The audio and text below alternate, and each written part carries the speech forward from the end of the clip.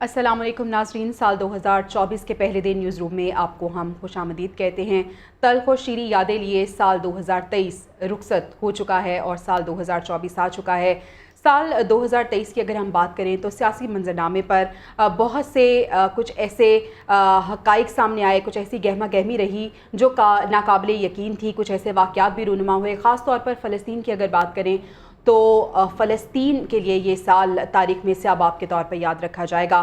خیر، وقت ٹھہرتا نہیں ہے اور گزر جاتا ہے۔ سال 2024 اب آ چکا ہے۔ ہم دعا کرتے ہیں کہ نہ صرف پاکستان مسلم امہ بلکہ پوری انسانیت کے لیے یہ خیر کا سال ثابت ہو۔ اور پاکستان کے لیے اگر ہم 2024 کی بات کریں تو انتہائی امپورٹنٹ ہے، کیونکہ انتخابی سال ہے۔ 8 فروری 2024 کو انتخابات ہونے جا رہے ہیں اور اس کے لیے جو گہما گہمی ہے وہ اس پر عروج پر نظر آ رہی ہے۔ آج کے نیوز روم میں کاغذات نامزدگی کے حوالے سے بات کرنے جائیں گے، کچھ اہم کیسز کو بھی ڈسکس کریں گے جو کل اور پرسوں سماعت کے لیے مقرر ہوئے ہیں، معیشت کی صورتحال بھی جانیں گے اور غزہ میں ہونے والی بربریت پر بھی تفصیلی بات کریں گے۔ لیکن سب سے پہلے یقینی طور پر سپریم کورٹ آف پاکستان میں تاحیات نااہلی سے متعلق سوال موجود ہے جس پر کل کے روز سماعت ہونے جا رہی ہے۔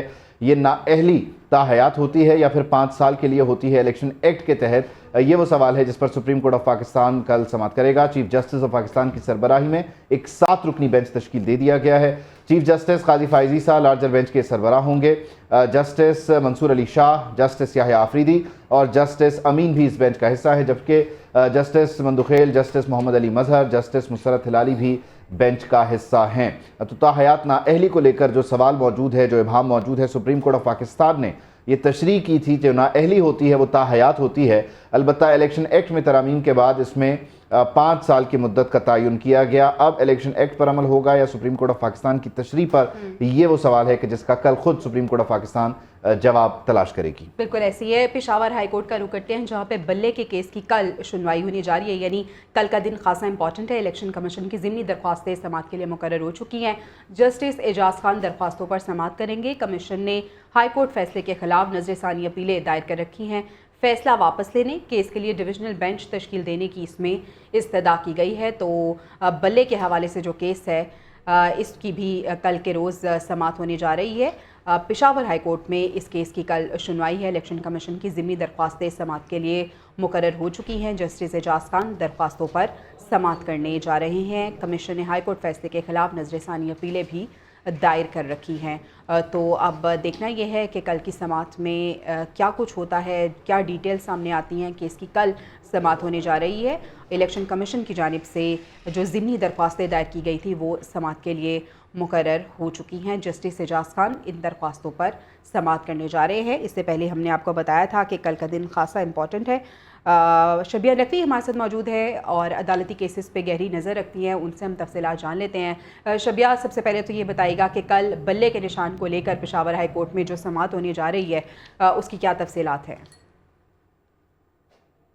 بالکل، پاکستان تحریک انصاف نشان بلہ، اس حوالے سے الیکشن کمیشن کا فیصلہ یہ تھا کہ انٹرا پارٹی الیکشن آئین اور قانون کے مطابق نہیں ہوئے، تو اس لیے تحریک انصاف کو جو اپنا انتخابی نشان ہے بلے کی اس کی حقدار نہیں ہے اور الیکشن کمیشن نے یہ فیصلہ دیا تھا۔ لیکن ہم نے دیکھا کہ اس کے بعد پشاور ہائی کورٹ نے الیکشن کمیشن کا یہ فیصلہ معطل کر دیا۔ 9 جنوری کی تاریخ دی گئی اور اس کے بعد یہ کہا گیا کہ جب تک اگلی سماعت نہیں ہوتی تب تک بلے کا نشان تحریک انصاف کے پاس ہی رہے گا۔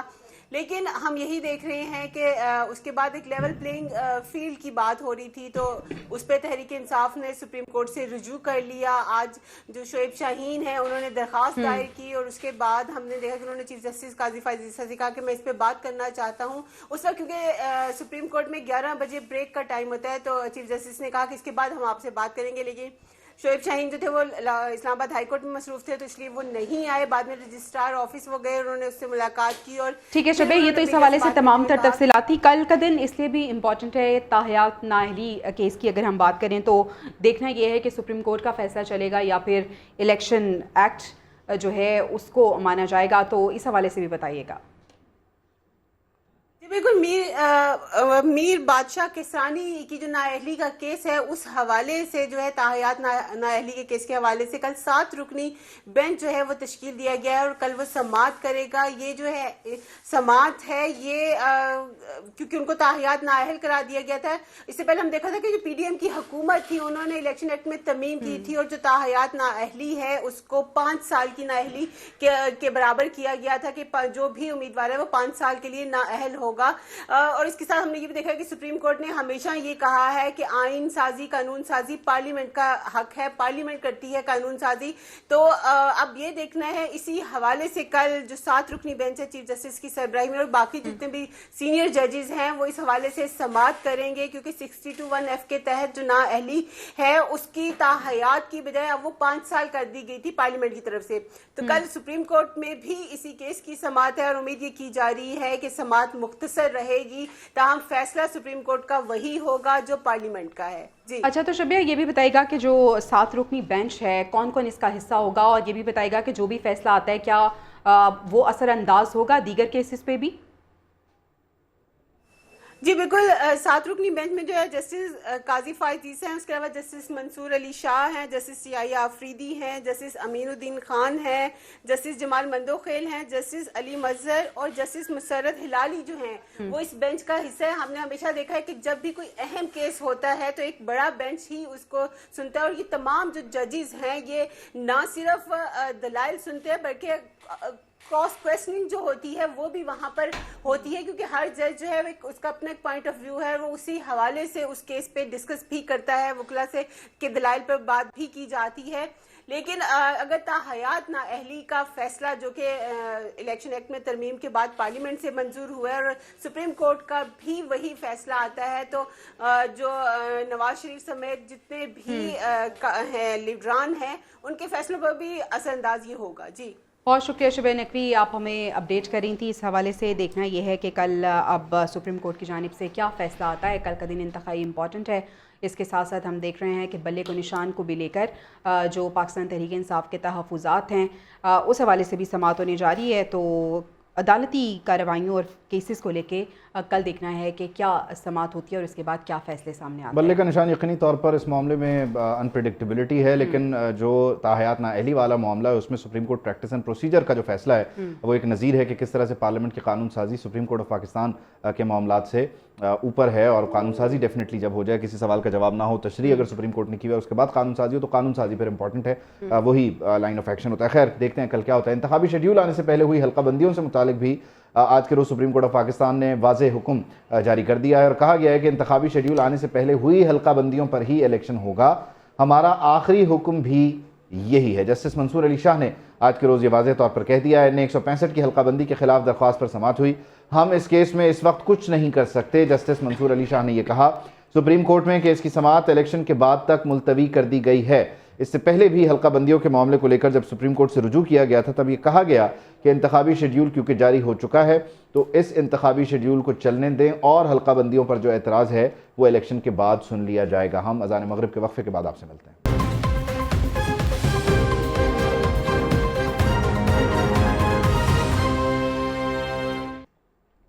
Welcome back to the news room. और इंतखाबात की बात हो रही थी, लेकिन उससे पहले जो कागजात नामजदगी हैं वो मंजूर और मुस्तरद होने की जो फहरिस्त है वो अब जारी हो चुकी है। उसकी तफसीलात हम आपको बता देते हैं।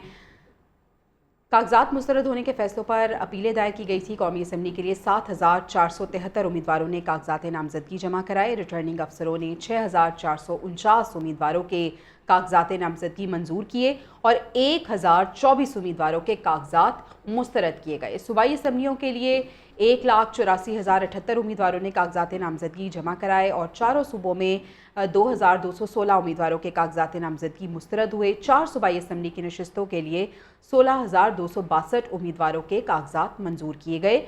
इसी तरह सूबाई असम्बलियों की नशिस्तों के लिए 18,478 उम्मीदवारों ने कागजात नामजदगी जमा कराए। और डीजी खान से अगर हम बात करें तो जरताज गुल ने भी अपील इस हवाले से दायर की थी। तो ये वो कुछ कागजात थे जो मुस्तरद हुए और मंजूर हुए। हमने देखा कि मुस्तरद होने वालों की जो है मुस्तरद होने वालों ने तो डेफिनेटली अपील पर जाना था।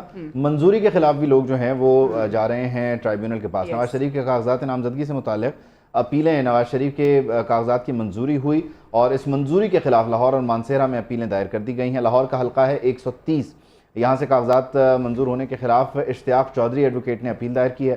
مانسہرہ NA-15 وقار خان ایڈوکیٹ نے کاغذات کی منظوری کے خلاف اپیل دائر کی ہے اور نواز شریف کے کاغذات نامزدگی مسترد کرنے کی استدعا کی گئی ہے۔ کہا گیا ہے کہ یہ مجرم ثابت ہوئے تھے اور پھر ان پر الیکشن کمیشن آف پاکستان نے نااہلی کا نوٹیفیکیشن جاری کیا تھا۔ یہ تاحیات نااہل ہیں، جس کا جواب کل آلدو سپریم کورٹ آف پاکستان دینے جا رہا ہے، تو اگر یہ تاحیات نااہل ہیں تو پھر یہ الیکشن نہیں لڑ سکتے۔ یہ اعتراض اٹھاتے ہوئے نواز شریف کے کاغذات مسترد کرنے کا کہا گیا ہے۔ اپیلیں دائر کرنے کا سلسلہ مجموعی طور پر جاری ہے۔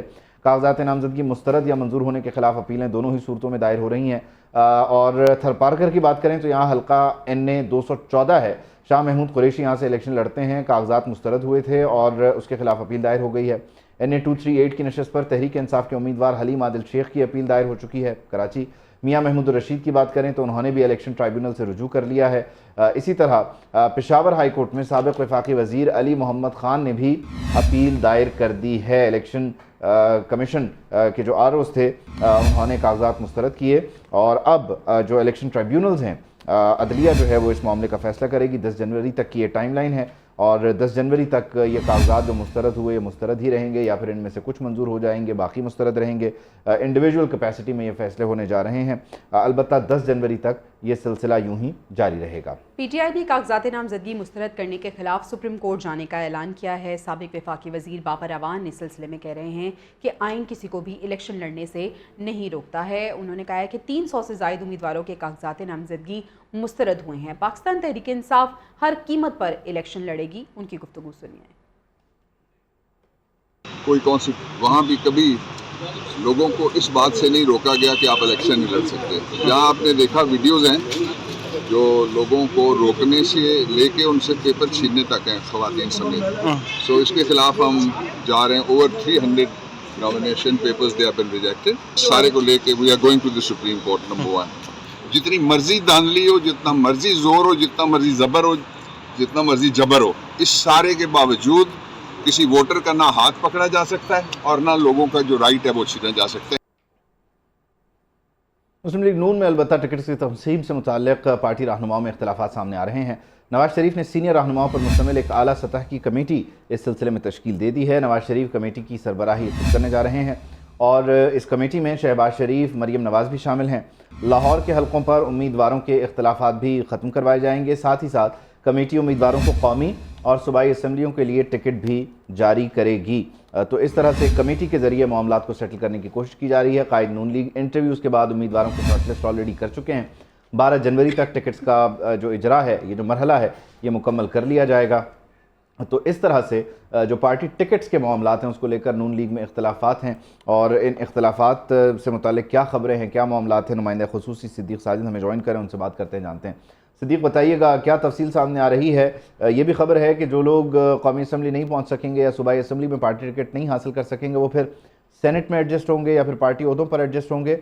کیا معاملات کس طرح سے ہیں اور جو ایڈجسٹ نہیں ہوں گے وہ کس طرح سے اپنے غم و غصے کا اظہار کرنے کا ارادہ رکھتے ہیں؟ جی دیکھیے، مسلم لیگ نون کے اندر ٹکٹوں کی تقسیم کے حوالے سے جو ایشوز ہیں اس کو حل کرنے کے لیے ہی یہ اعلیٰ سطح کی کمیٹی بنائی گئی ہے، جس کی آج پہلی بیٹھک جو ہے وہ جاتی عمرہ میں ہوئی ہے اور اس میں جو ہے وہ 2-3 بنیادی نوعیت کے فیصلے جو ہیں وہ میاں نواز شریف نے جو ہے وہ کیے ہیں۔ ایک تو جو پارلیمانی بورڈ میں جن امیدواروں کو شارٹ لسٹ کیا گیا ہے وہ قومی اسمبلی کے جو ایک نشست ہے اس کے اوپر 2 امیدوار ہیں وہ شارٹ لسٹ ہوئے ہیں، اور صوبائی اسمبلی کی ایک نشست ہے تو اس کے اوپر 3 امیدوار شارٹ لسٹ ہوئے ہیں۔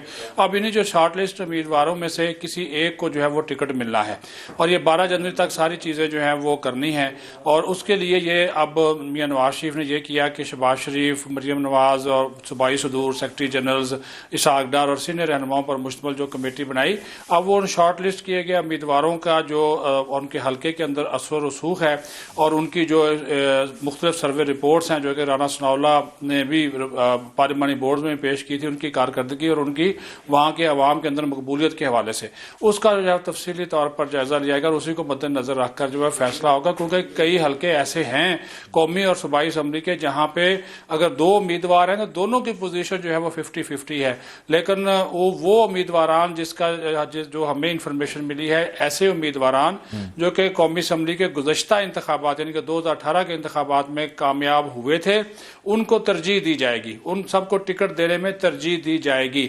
और जो उनके वहां पे उन इलेक्शन में जो रनर अप रहे थे उनको जो है वो फिर दूसरे नंबर पे जो है वो कंसिडर किया जाएगा। लेकिन उसके लिए भी जो है वो मियां नवाज शरीफ ने कहा है कि वहां के जो हलकों के अंदर उनकी पॉपुलैरिटी है इसको देखा जाए। अभी एक लाहौर की मिसाल है, वो तो एक हल्का NA 1-0 और 1-1 उसकी जो नई हल्का बंदियां हुई उसकी वजह से एक इख्तलाफ सामने आ गया सरदार याद सादक और रोहेल असगर के दरमियान।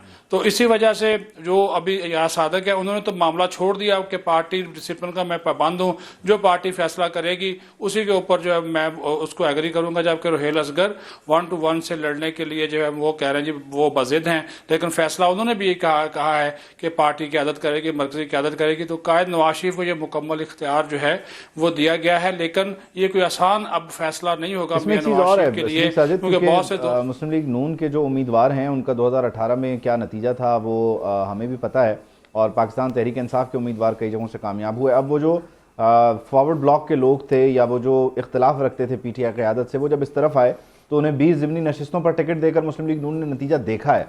अब भी अगर उन्हें टिकट देना है तो ये किस तरह से वर्किंग हो रही है और किस तरह से मेक श्योर किया जाएगा कि वो जीते भी?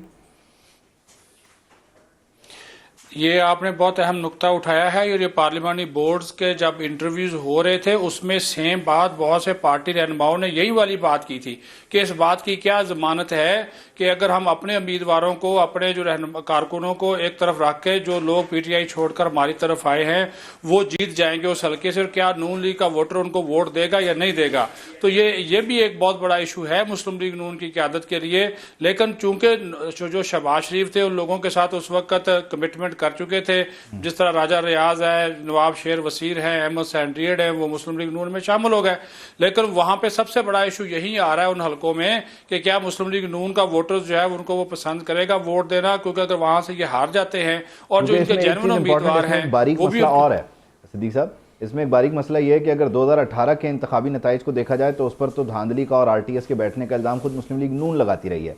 अब अगर वो इन उम्मीदवारों को अपना उम्मीदवार बनाकर उतारती है और उनकी 2018 के इंतखाबी नताइज को तस्लीम करती है तो एक तो ये कि PTI के साथ जो मामलात हैं उस वजह से काफ़ी वोट बैंक चला गया, फिर मुस्लिम लीग नून का नज़रियाती कारकुन साथ नहीं होगा, तो ये आगे कुआं पीछे खाई वाला हिसाब मुस्लिम लीग नून अपने लिए क्यों तैयार कर रही है?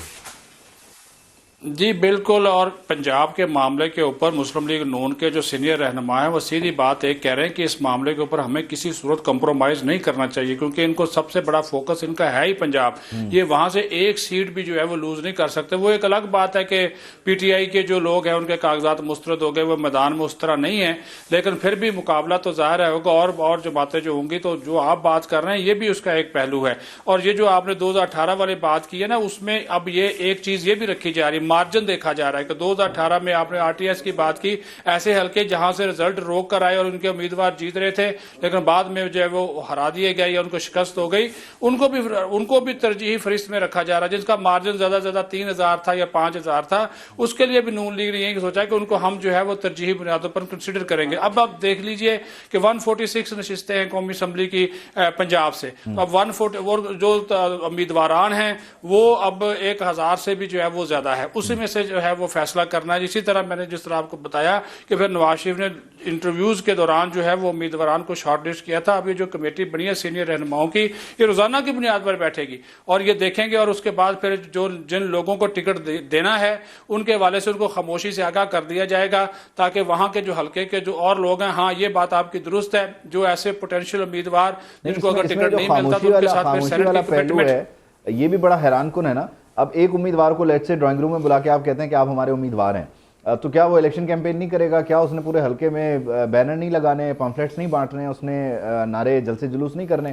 तो ये खामोशी वाला पहलू भी इसमें कुछ मानी खेज ही लग रहा है। सिद्दीक साहब आप तजर्बा रखते हैं जरा। लेकिन ये खामोशी रह नहीं सकेगी। सोशल मीडिया है, किसी न किसी जगह से खबर लीक हो जाएगी, या हमारे जी बिल्कुल, या हमारे जैसे लोग निकाल के चीजें ले आएंगे तो वो खामोशी रहेगी नहीं, जितना मर्जी कर ले। वो ज़ाहिर है टिकट तो आपने जमा करवाना ही है ना, कैंपेन करनी है पास, इलेक्शन कमीशन के पास جی جو کمپین کی جو ہے کمپین اس کو پھر ایسی صورتحال میں جس کو آپ خفیہ طور پہ ٹکٹ دے رہے ہیں کیا لوگوں کو اگر وہ رہے گا بھی تو کمپین جب آئے گا منظر عام پہ تو ظاہر ہے جو جس کو آپ ٹکٹ نہیں دیں گے. اب ایک چھوٹی سی مثال ہے نواب شیر وزیر اور جو طلال صاحب ہیں طلال چودھری ان کے درمیان میچ ہے, دونوں نے کاغذ جمع کرائے ہیں, دونوں کے ایکسیپٹ ہو گئے ہیں. اگر اب وہاں پہ اب یہ دوہرا چیلنج ہے نا کہ کس طرح سے شیر وزیر کو جو ہے وہ ایڈجسٹ کریں یا پھر طلال چودھری کو جنہوں نے تو خیر نااہلی بھی بھگتی ہے پارٹی بیانیے کی ترجمانی کرتے کرتے. خیر معاملات دلچسپ ہیں اور آئندہ آنے والے دنوں میں اور دلچسپ ہوں گے. لیٹس سی, نظر رکھتے ہیں. بہت شکریہ صدیق ساجد صاحب, آپ ہمیں جوائن کر رہے تھے اسلام آباد سے اور معاملات بتا رہے تھے. تو اختلافات بھی ہیں اور پارٹی کیلکولیٹ بھی کر رہی ہے معاملات کو, اور جو نظریاتی ووٹر ہے اس کو بھی ناراض نہیں کرنا, کارکن جو ہے اس کو بھی ناراض نہیں کرنا. دوسری طرف جو ساتھ دینے والے لوگ تھے وہ جو ہیں انہیں ایڈجسٹ بھی کرنا ہے. تو اس طرح سے اب مسلم لیگ نون بیلنس کس طرح کریٹ کرتی ہے, یہ مسلم لیگ نون کی قیادت کے سامنے ایک چیلنج ہے اور دیکھتا ہے آئندہ آنے والے دنوں میں اس پہ کام کس طرح کرتے ہیں. بالکل ایسے اس سلسلے میں مشاورتی اجلاس ہو رہا ہے قائد مسلم لیگ نون نواز شریف کی زیر صدارت, اور جو ٹکٹوں کی تقسیم ہے یہ بتایا جا رہا ہے کہ اس پر فیصلہ کر لیا گیا ہے. نواز شریف نے ٹکٹوں کی تقسیم کی فائنل اجازت دے دی ہے. مشاورتی اجلاس میں ٹکٹ کنفرم والے امیدواروں کو خفیہ اطلاع دی جائے گی. نون لیگ کا پنجاب میں صرف چودھری شجاعت سے سیٹ ایڈجسٹمنٹ کا فیصلہ بھی سامنے آیا ہے. جن امیدواروں کے نام ٹکٹوں کے لیے کنفرم کیے گئے ہیں صرف انہیں بتایا جائے گا, جس طرح سے ابھی ڈسکشن ہو رہی تھی.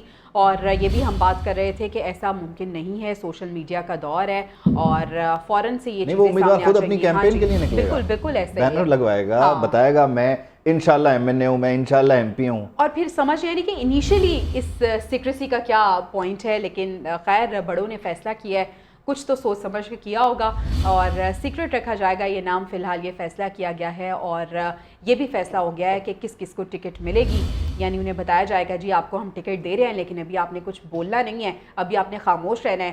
تو لیٹس سی کہ آگے انتخابات کو لے کے جو کیمپین ہے وہ کس طرح سے یہ پھر آگے چلائیں گے. مسلم لیگ نون کی مرکزی قیادت جس کا جاتی عمرہ میں یہ مشاورتی اجلاس یہ سب کچھ اتنا سیکرٹ بھی نہ رہے کہ 9 فروری 2024 کو ہمیں پتہ چل رہا ہو کہ کون جیتا ہے اچانک سے آؤٹ آف نو ویئر. اتنی سیکریسی نہ ہو اس سارے پروسیس میں, اتنی خاموشی اور اتنا سناٹا نہ ہو کہ 9 فروری 2024 کو ہمیں الیکشن کمیشن کے نوٹیفیکیشن کے ذریعے پتہ چلے اچھا یہ طے ہوا اور مطلب یہ جیتا ہے, مطلب یہ جیتا ہے اس طرح سے نا. جناب کراچی کی بات کر لیتے ہیں. کراچی میں قومی اور صوبائی نشستوں پر سیٹ ایڈجسٹمنٹ کی اگر بات کریں تو جمعیت علماء اسلام اور ایم کیو ایم وفود کے درمیان مذاکرات آج ہونے جا رہے ہیں اور کراچی غربی, شرقی اور ملیل کی مختلف نشستوں پر سیٹ ایڈجسٹمنٹ کی تجاویز پر غور کیا جائے گا. اس ملاقات میں دیگر جماعتوں سے جاری بات چیت پر بھی تبادلہ خیال کیا جائے گا.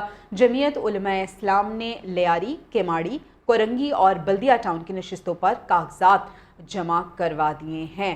تو آج ایک ملاقات میں جو فیصلے ہیں سیٹ ایڈجسٹمنٹ کو لے کر وہ کیے جائیں گے اور کچھ دیگر امور ہیں وہ بھی زیر غور رہیں گے. اس میں یقینی طور پر ایک اہم پہلو یہ رہے گا کہ جمعیت علماء اسلام کا جو کراچی میں ووٹ ہے وہ ایم کیو ایم کو کمپلیمنٹ کرے. ایم کیو ایم کی کوشش یہ رہے گی اور ایم کیو ایم کا جو انٹیریئر میں ووٹ ہے وہ جمعیت علماء اسلام کو کمپلیمنٹ کرے, جی ڈی اے کو کمپلیمنٹ کرے. یہ بنیادی طور پر سندھ میں اینٹی پیپلز پارٹی اتحاد کا پہلا انیشل فارمولا ہے, لیکن اس پر ابھی تک عمل ہوتا ہوا کراچی حلقہ 242 میں نظر نہیں آ رہا.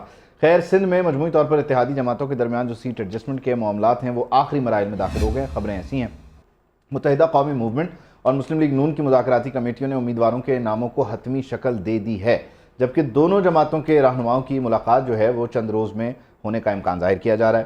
ایم کیو ایم نے ان 282 سے مصطفیٰ کمال کے کاغذات واپس نہ لینے کا فیصلہ کیا ہے. تو یہ تو اسی دن طے تھا جب جناب شہباز شریف صاحب گئے تھے متحدہ قومی موومنٹ کے مرکز اور بات چیت ہوئی تھی.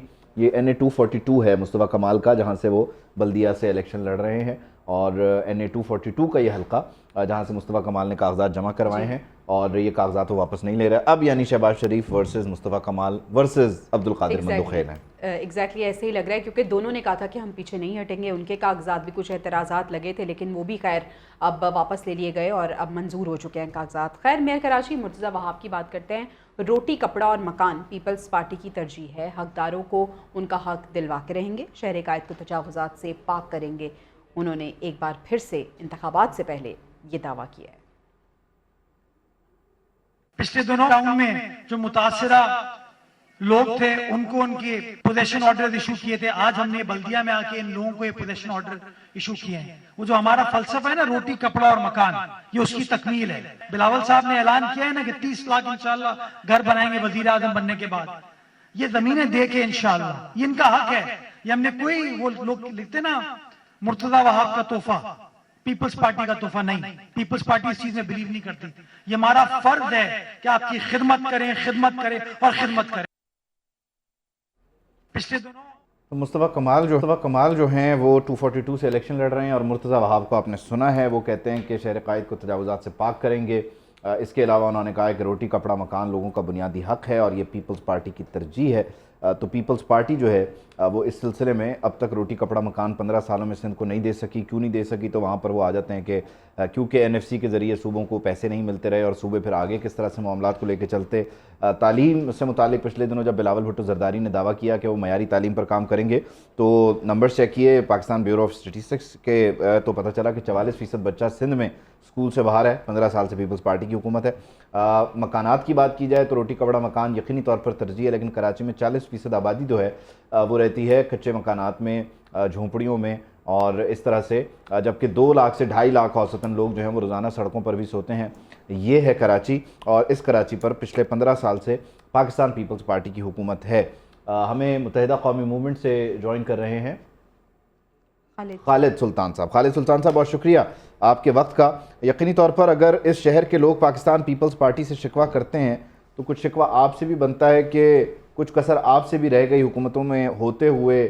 ہر حکومت کا ساتھ دے کر، معاہدے کر کے بھی آپ نے شہر کو کچھ نہیں دیا. معاملات ہیں کیا؟ کراچی والوں کو کیا بیچنا ہے اس الیکشن میں؟ ایک تو آپ کو، تمام سننے والوں کو، دیکھنے والوں کو السلام علیکم. آپ کا شکریہ، مجھے آپ نے اس برننگ ایشو پہ جو ہے وہ، بلکہ ایشو نہیں بلکہ برننگ کراچی کے موضوع پہ آپ نے گفتگو کرنے کا موقع دیا. اصل بات یہ ہے کہ پیپلز پارٹی 15 سال سے بلا شرکت غیر یہاں کی حکمران رہی ہے پورے سندھ کی. تو پیپلز پارٹی نے تو جو شہر کراچی جس کا ایک نام تھا، اور جو ہمارا دور جو بلدیاتی ہمارے پاس آیا 2006 سے لے کے 2010 تک، جس میں ہم نے دنیا کے اس کو چند جو بڑے شہر ہیں اور خوبصورت شہر ہیں اور جو گروئنگ شہر تھے، ویل ڈیولپنگ شہر تھے، ان میں شامل کر دیا تھا جب ہمیں بلدیہ بوا اختیارات سے ملی. لیکن پیپلز پارٹی حکومت کے بعد آنے کے بعد انہوں نے بلدیاتی الیکشنز کو جو ہے وہ ڈسکنٹینیو کر دیا. پھر 2015 میں جو الیکشن کرائے سپریم کورٹ کے حکم، یعنی پیپلز پارٹی نے خود اپنی مرضی سے نہیں کرائے بلکہ اپنے وش کے ساتھ نہیں کرائے، بلکہ سپریم کورٹ نے حکم دیا کہ وہ الیکشن کرایا جائے. تو انہوں نے تمام ڈپارٹمنٹ جو بلدیہ ادارے ہوتے ہیں جو پھر 20 میں وہ باڈی ختم ہو گئی، 23 میں یہ لوگ آ گئے. یہ سارا ہمیں یاد ہو گیا ہے خالد صاحب. یقینی طور پر آپ لوگ اتنی ہیمرنگ کرتے ہیں ان چیزوں کے. مجھے یہ سمجھائیں، آپ بھی کراچی کا درد دل رکھتے ہیں اور میں مرتضی وہاب صاحب کو سنوں مجھے لگتا ہے کہ وہ بھی درد دل رکھتے ہیں. تو یہ کس طرح سے پاسبل نہیں ہے کہ 2 لوگ جنہیں درد ہو ایک شہر کا اور وہ ورکنگ ریلیشن میں نہ ہو؟ آل دو معاہدے کر کے حکومتوں میں ساتھ بیٹھ سکتے ہیں، لیکن جب میرا مسئلہ حل کرنے کی بات آتی ہے تو آپ لوگ سیاست کرتے رہتے ہیں. مجھے دے دیں اچھی سڑکیں، میرا کیا قصور ہے؟ دیکھیں آپ یہ دیکھیے کہ میئر کراچی اس وقت جو ہے پیپلز پارٹی کا ہے. پیپلز پارٹی اس کو بھی اختیار دے کے نہیں گئی. اصل مسئلہ پھر اس کا مطلب یہ ہے کہ MKM اور پیپلز پارٹی کا مسئلہ نہیں ہے. یہ پیپلز پارٹی کی عوام دشمنی ہے سندھ کے شہری علاقوں سے. جب 1970 کے بعد جب 71 میں ان کی حکومت بنی، اس میں انہوں نے ایک کوٹا سسٹم آئین جب بنا پہلی دفعہ، اس کا 10 سال کے کوٹا سسٹم رکھوا کے کراچی کے نوجوانوں کے لیے روزگار کے دروازے بند کر دیے، ان کے لیے تعلیم کے دروازے بند کر دیے. پھر انہوں نے ایک جو ہے وہ لسانی بل لے کے آئے جس کے تحت انہوں نے اردو کے اوپر جو ہے وہ قسم لگا دی. پھر انہوں نے جو ہے تمام ادارے جو تھے جو پاکستان کو چلا رہے تھے، وہ دنیا سے لوگ آتے تھے کراچی کو دیکھنے کے لیے، اتنا خوبصورت شہر تھا، تمام ادارے نیشنلائز کر کے یہاں کی انڈسٹری، یہاں کے بینک، یہاں کی انشورنس کمپنیاں، یہاں کی سیمنٹ کمپنیاں، یہاں کی تعلیم ادارے، یہاں کے ہاسپٹل سارے نیشنلائز کر کے انہوں نے ایک تباہی کا ایسا دور شروع کیا. کیونکہ یہ غصہ تھا بھٹو صاحب ان کی پارٹی کا جو 70 میں کراچی میں ان کو مسترد کیا تھا اور ایک بھی سیٹ یہاں سے نہیں جیت پائے تھے. تو وہ غصہ ہے جو پیپلز پارٹی کا ختم ہو کے نہیں دے رہا. یعنی کہ کراچی میں سوائے ایک دو جو غصہ تو وہ ختم کر چکے ہیں. مجھے لگتا ہے جیسے آپ مصطفیٰ کمال کی مثال دیتے ہیں کہ 2005 سے 10 تک انہوں نے کام کیا، उसके बाद कराची शहर में अब मुझे कुछ काम होते हुए नज़र आ रहे हैं। यूनिवर्सिटी रोड पे आप देखें कि रोड की एक्सपेंशन का काम हो रहा है, ग्रीन लाइन प्रोजेक्ट वहाँ पर शुरू हो गया। मलीर की सड़क को आप देख लें, वहाँ पर काम शुरू हो गया। गुलिस्तान जौहर में ब्रिजेस बनना शुरू हो गए। शारा फैसल पर कारपेटिंग का काम भी हुआ पिछले दिनों। तारिक रोड और अतराफ़ में जो है वो सड़कें बनाई गई। तो अगर आप मुस्तफ़ा कमाल की मिसाल देते हैं तो उनके पास मॉडल मुर्तज़ा वहाब का है, मीम से मुस्तफ़ा, मीम से मुर्तज़ा, बीच में काफ से कराची नहीं आ रहा। देखें, मुर्तज़ा वहाब तो पीपल्स पार्टी के थे ना, मैं आपको वो बैकग्राउंड बता रहा हूं। काम तो कर रहे हैं ना, वो भी मान लें। अब जब मुर्तज़ा वहाब एमकेएम के बाइकाट के सिलसिले में यहाँ के मेयर बन गए हैं, और आपको पता है 93% लोग, 6% लोगों ने वोट कास्टिंग किया जब बलदावी लीडर एमकेएम के बाइकाट की वजह से। आपने देखा, चलो हम कहते हैं चलो आप बन गए, पीपल्स पार्टी की हुकूमत थी जब ये बने, उसको भी इख्तियार दीजिए पीपल्स पार्टी में, तो इसका मतलब कराची दुश्मनी है ना, कराची के लोगों से दुश्मनी है पीपल्स पार्टी को। आप मुआहदा करके हुकूमत में भी बैठे थे, फिर आप भी कराची दुश्मन है, आपने भी कुछ नहीं किया। 16 महीने वाली हुकूमत, फिर उससे पहले 3.5 साल वाली हुकूमत। हमने तो जो बर्निंग इशू थे उन पे बात की, जिससे सेंसस का इशू था, कराची की 3 करोड़ आबादी को 1 करोड़ 60 लाख दिखाया गया था। और इस दफा तो एक और जुल्म होने जा रहा था कि जब 7 अप्रैल 2023 को सेंसस खत्म होने जाना था, तो कराची की आबादी, उनका सेंसस कमीशनर साहब का बयान आया 2 दिन पहले के कराची की 98% जो है सेंसस मुकम्मल हो गया और कराची की आबादी 135 लाख है, यानी कि एक बड़ा मजे खैर जिसमें एमके अपने आवाज उठाई, जिद्दीयत की, और जिसके नतीजे में सेंसस को कराया, जो हम सबसे 100% नहीं, लेकिन कम से कम 80 हुई और 2 करोड़ 4 लाख जो है वो लेकिन वो यूसीज ऐड होके, वो गिनती पूरी होके, वो फिर सारा कुछ पीपल्स पार्टी की झोली में चला गया ना।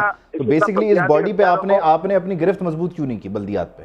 सर मैं आपको कर रहा हूँ, पूरी बात है। 140A जो बल्दियात की 18वीं तरमीम के साथ आपने आईनी रखवाई थी पीपल्स पार्टी की हुकूमत से, उसमें तरमीम कराते वक्त ये एक शिक रखवाई थी जिससे बल्दियाती इदारों को स्ट्रेंथन करना था। पीपल्स पार्टी ने जो है वो 18वीं तरमीम के तहत वो तैयार तो ले ली। 140A तो 18वीं तरमीम से ऑनवर्ड मौजूद है ना, यानी 2011 से ऑनवर्ड मौजूद है। आप 2018 की हुकूमत में क्यों नहीं लेके गए इस इशू को उस वक्त के वज़ीर आज़म? मैं मना नहीं कर रहा, आप सोच सुनिए, मैं तो बिल्कुल उसका, मैं तो आपसे 140A 2018 के इलेक्शन में इशू बना देते, 24 में क्यों बनाया?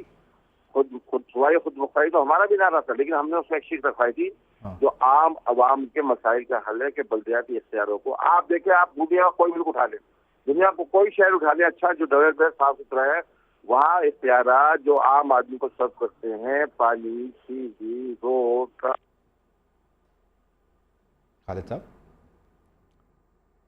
पानी, बिजली के बुनियादी मसाइल की जब हम बात कर रहे होते हैं तो लाइन भी कट जाती है। खैर, लेकिन हैरानी और परेशानी की बात यह है कि 140A जो बेसिकली मुत्तहिदा कौमी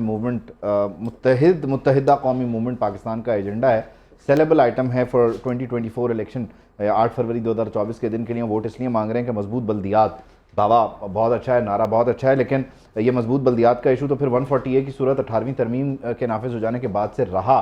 तो 2018 में से क्यों नहीं आपने इशू बनाया, और उस वक्त की हुकूमत से जब आप नेगोशिएट कर रहे थे तब क्यों नहीं किया? उस वक्त सिर्फ आपने ये कहा कि मरदमशुमारी जो है वो 10 साल के बजाय 5 सालों में हमें दोबारा करके दें क्योंकि हम नंबर्स पर मुतमईन नहीं है। खैर, सियासत है और सियासत में कुछ भी जायज़ है, कुछ भी चलता है और जायज़ है। खैर, आगे बढ़ते हैं। फौज और सिक्योरिटी फोर्सेस के खिलाफ मनफी और बदनीयती पर मबनी प्रोपेगेंडा करने वालों को कानून के मुताबिक सजा दी जाए। सेनेट ने बहरमंद खान तंगी की करारदाद इत्तफाक राय से मंजूर कर ली है। करारदाद में कहा गया है कि पाक फौज और सिक्योरिटी फोर्सेस के खिलाफ मनफी बदनीयती पर मबनी प्रोपेगेंडा करने वालों को कानून के मुताबिक सजा दी जाए। दुश्मन हमसायों के होते हुए मजबूत फौज और सिक्योरिटी एजेंसी नागुज़ीर है। सोशल मीडिया पर पाक फौज के खिलाफ बदनीयती पर मबनी प्रोपेगेंडा किया जा रहा है। बैंकिंग कंपनी ऑर्डिनेंस तरमीम बिल 2023 सेनेट इजलास में पेश कर दिया गया। बिल निगरान वज़ीर ख़ज़ाना शमशाद अख्तर की जानिब से मुर्तज़ा सुलंगी ने पेश किया और इसके साथ साथ डिपॉजिट प्रोटेक्शन बिल 2023 भी सेनेट में पेश किया गया। दोनों बिल मुतल्लिका कायमा कमेटियों को भिजवा दिए गए हैं। तो सेनेट का जो इजलास हुआ है उसमें कुछ बिल ऐसे हैं जो कि मंजूर कर लिए गए हैं और कुछ बिल ऐसे हैं जिन पे आगे फर्दर बातचीत की जा रही है। जबकि दूसरी तरफ शिमाली वज़ीरिस्तान में जाम शहादत नोश करने वाले नायक अब्दुर्रऊफ़ शहीद को फ़ौजी एजाज़ के साथ दफा कर दिया गया है। नायक अब्दुर्रऊफ़ शहीद ने सोगवारान में वालिदैन, बहन, अहलिया और एक बेटा छोड़ा है। पाक फ़ौज के बहादुर जवानों की कुर्बानियाँ दहशतगर्दी के ख़िलाफ़ जंग में हमारे अज़्म को मज़ीद तक़वियत देती हैं। ISPR ने इस मौके पर ये बयान जारी किया। नुमाइंदे ख़ुसूसी सिद्दीक़ साजिद हमारे साथ मौजूद हैं, उनसे हम मज़ीद तफ़सीलात जान लेते हैं। सिद्दीक़, बताइएगा क्या कहा गया है ISPR की जानिब से मज़ीद? نائک عبدالرؤف جو ہیں وہ شمالی وزیرستان میں افغانستان کی جانب سے پاکستان کی فوجی چوکی پر دہشت گردوں کی فائرنگ سے جامع شہادت نوش کر گئے تھے. کل 31 سالہ نائک عبدالرؤف جو ہے ان کا تعلق رحیم یار خان سے تھا. آج ان کی نماز جنازہ جو ہے وہ ادا کی گئی اور ان کو بعد ازاں مکمل فوجی اعزاز کے ساتھ ان کے آبائی علاقے میں جو ہے وہ سپرد خاک کر دیا گیا. اور ISPR کے مطابق نماز جنازہ میں شہید کے اہل خانہ، عزیز و اقارب، پاک فوج کے اعلیٰ افسران، عمائدین علاقہ، لوگوں کی بڑی تعداد میں شرکت کی ہے. نائک عبدالرؤف شہید نے سوگواران میں والدین، بہن، اہلیہ اور ایک بیٹا چھوڑا ہے. اور ISPR نے کہا ہے کہ پاک فوج کے بہادر جوانوں کی یہ قربانیاں دہشت گردی کے خلاف جنگ میں ہمارے عزم کو مزید تقویت دیتی ہیں اور مادر وطن سے دہشت گردی کے ناسور کے خاتمے تک یہ جنگ جو ہے وہ جاری رکھی جائے گی. جی بہت شکریہ صدیق ساجد، آپ ہمیں اس حوالے سے اپڈیٹ کر رہے تھے. دوسری جانب افغانستان میں کل عدم گروپس کی پاکستان مخالف سرگرمیوں پر دونوں ممالک میں اعلیٰ سطح کے رابطے ہوئے ہیں. افغان وفد 2 جنوری کو پاکستان پہنچے گا اور پاکستانی حکام سے 2 طرفہ مذاکرات بھی کرے گا. وفد کی قیادت سینئر طالبان رہنما اور گورنر قندھار ملا شیرین اخوند کر رہے ہیں. سفارتی ذرائع کے مطابق Pak Afghan joint coordination council کا مشترکہ اجلاس 3 جنوری کو ہونے جا رہا ہے. افغانستان میں دہشت گردوں کی محفوظ پناہ گاہوں کا معاملہ اس میں زیر بحث آنے کا امکان ہے. تو انتہائی اہمیت کا حامل ہے یہ مسئلہ ہی کہیں گے جس پہ بات ہونے جا رہی ہے. دونوں ملکوں کے درمیان یہ بات ہو رہی ہے. اس سے پہلے ہم نے دیکھا تھا کہ سپاہ سالار کی جانب سے 2 ٹوک اور واضح پیغام بھی دے دیا گیا تھا. اس کے بعد ہم نے یہ بھی دیکھا کہ مولانا کے ساتھ کچھ رابطے بھی ہوئے ہیں اور ان کی ملاقاتیں بھی بتایا جا رہا تھا کہ شیڈیول ہیں. لیکن اب باقاعدہ طور پہ جو وفد ہے یہ پاکستان آ رہا ہے اور 2 جنوری کو یہ وفد پہنچے گا. پاکستانی حکام سے ان کی ملاقات ہوگی. وفد کی قیادت سینئر طالبان رہنما کر رہے ہیں اور جو ملاقات ہوگی جوائنٹ کوارڈینیشن کونسل، اس کا مشترکہ اجلاس جو ہے یہ 3 جنوری کو ہونے جا رہا ہے جس میں یقیناً جو اہم امور ہیں وہ زیر غور رہیں گے. تو یہ انتہائی اہم نوعیت کا معاملہ ہے. افغانستان کی طرف سے ہمیں یہ چیلنج درپیش رہا ہے اور اس چیلنج کو لے کر ہم نے بار بار کوشش کی کہ بات چیت ہو اور افغانستان ان معاملات پر قابو پائے. لیکن جب یہ نہیں ہوا تو پھر آپ کو یاد ہوگا جوب اور دیگر کچھ دہشت گردی کے جو واقعات تھے اس کے بعد فوری طور پر ریاست پاکستان نے جو اپنی افغان پالیسی تھی اس پر نظر ثانی شروع کیا اور پھر اس میں جو چینجز تھے وہ آپ کو نظر آئے اس صورت میں کہ جو ہمارے ہاں پناہ گزین تھے یا ہمارے ہاں جو افغان مہاجرین تھے ان سے متعلق بھی فیصلہ ہوا اور ملک بھر میں مجموعی طور پر غیر ملکی جو مقیم تھے غیر قانونی طور پر انہیں جو ہے واپس بھیجا گیا. اور اب پھر بالآخر جب یہ پیش رفت ہوئی ہے تو افغانستان بات چیت کرنے کے لیے بھی ہمیں تیار نظر آ رہا ہے. دوسرا جو بلیک اکانومی تھا ایک مسئلہ اس کو بھی ہم نے روکا، اس کے آگے بھی باڑ لگائی. تو اب افغانستان جو ہے وہ بات کرتا ہوا آپ کو نظر آ رہا ہے. انور عباس صاحب نے ہمیں جوائن کیا، اس کو ذرا شامل گفتگو کر لیتے ہیں. انور صاحب thank you so much for your time. یقینی طور پر یہ بہت امپورٹنٹ چیز تھی. پاکستان اس سلسلے میں بار بار دروازہ نوک کر رہا تھا اور اپنی بات سنانے کی کوشش کر رہا تھا لیکن جو ریسیونگ اینڈ ہے اس نے کنٹریبیوٹ نہیں کیا، اپنے معاملات کو سیٹل نہیں کیا. اب کیا صورتحال بنتی نظر آ رہی ہے آپ کو؟ 2 جنوری کو جو وفد آ رہا ہے اس میں کون کون شامل ہے اور کیا توقعات ہیں انور؟ جی بالکل، 2 جنوری کو افغانستان کا ایک اعلیٰ سطحی وفد جو ہے وہ ملا شیرین اخوند جو کہ فی الوقت افغان عبوری حکومت میں ایک اہم سینئر نہ صرف رہنما ہے بلکہ قندھار کے گورنر بھی ہیں، وہ اس وفد کی قیادت کر رہے ہیں. اور جب یہ وفد پاکستان آئے گا تو پاکستان میں جوائنٹ کوارڈینیشن کونسل کے اجلاس میں شرکت کرے گا. اس دوران مذاکرات بھی ہوں گے اور ان مذاکرات کے دوران جو پاکستان کی جانب سے چند اہم معاملات ہیں، کیونکہ اس وقت پاکستان اور افغانستان کے تعلقات میں افغان حکومت پر ایک دباؤ ہے. جب سے پاکستان نے یہاں سے افغان غیر ملکی مقیم افغانوں کو واپس بھیجنے کی کوششوں کا آغاز کیا، باڑ والے مسائل تھے، ان سب کے بعد افغان عبوری حکومت پہ ایک تھوڑا سا پریشر ڈیولپ ہوا اور اس پریشر کے دوران پاک افغان مذاکرات میں پاکستان افغانستان کو اپنے مطالبات سے ایک دفعہ پھر آگاہ کرے گا، ان کے سامنے پیش کرے گا اپنے مطالبات اور بنیادی طور پر انہیں کہا جائے گا کہ جو کل عدم گروہ موجود ہیں، کل عدم جماعتیں موجود ہیں افغانستان میں جو کہ افغان سرزمین کو پاکستان کے خلاف استعمال کر رہی ہیں، بارہا در اندازی کے واقعات ہوتے ہیں، یہاں پہ چیک پوسٹوں کو نشانہ بنایا جاتا ہے سرحد پار سے، ان کو کنٹرول کرے اور وہ رہنما جو کہ ان کل عدم گروہوں کو لیڈ کر رہے ہیں جیسا کہ حافظ گل بہادر اور دیگر جو ایسے ملیٹنٹس موجود ہیں افغانستان میں جو کہ یہاں پہ کارروائیوں میں ملوث ہیں، ان کی حوالگی کے حوالے سے بھی بات چیت افغان اس وفد کے ساتھ زیر بحث آئے گی، مذاکرات میں اس پہ بات چیت کی جائے گی اور پاکستان کی جانب سے مطالبات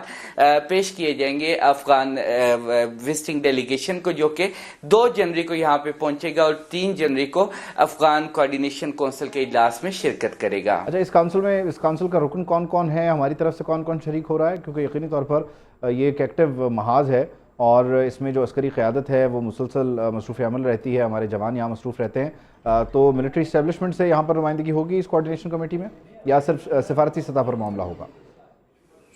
جی بالکل، سفارتی سطح پہ بات چیت کا جو ہے وہ بات چیت منعقد ہوگی، تاہم بیک اینڈ پہ تمام جو شراکت دار ہوتے ہیں بالخصوص عسکری اسٹیبلشمنٹ، ان سے فیڈ بیک لیا جاتا ہے اس طرح کے اجلاس سے پہلے، ان سے باقاعدہ طور پہ بریفنگ لی جاتی ہے، ان کی طرف سے ریکمنڈیشن بھی لی جاتی ہے اور پھر جو بات چیت کا ایک ماحول تیار ہوتا ہے اس بات چیت کے دوران اس فیڈ بیک کی روشنی میں ایک مطالبات یا ایک پالیسی مرتب کی جاتی ہے اور اس کے مطابق یہ اجلاس منعقد ہوتے ہیں۔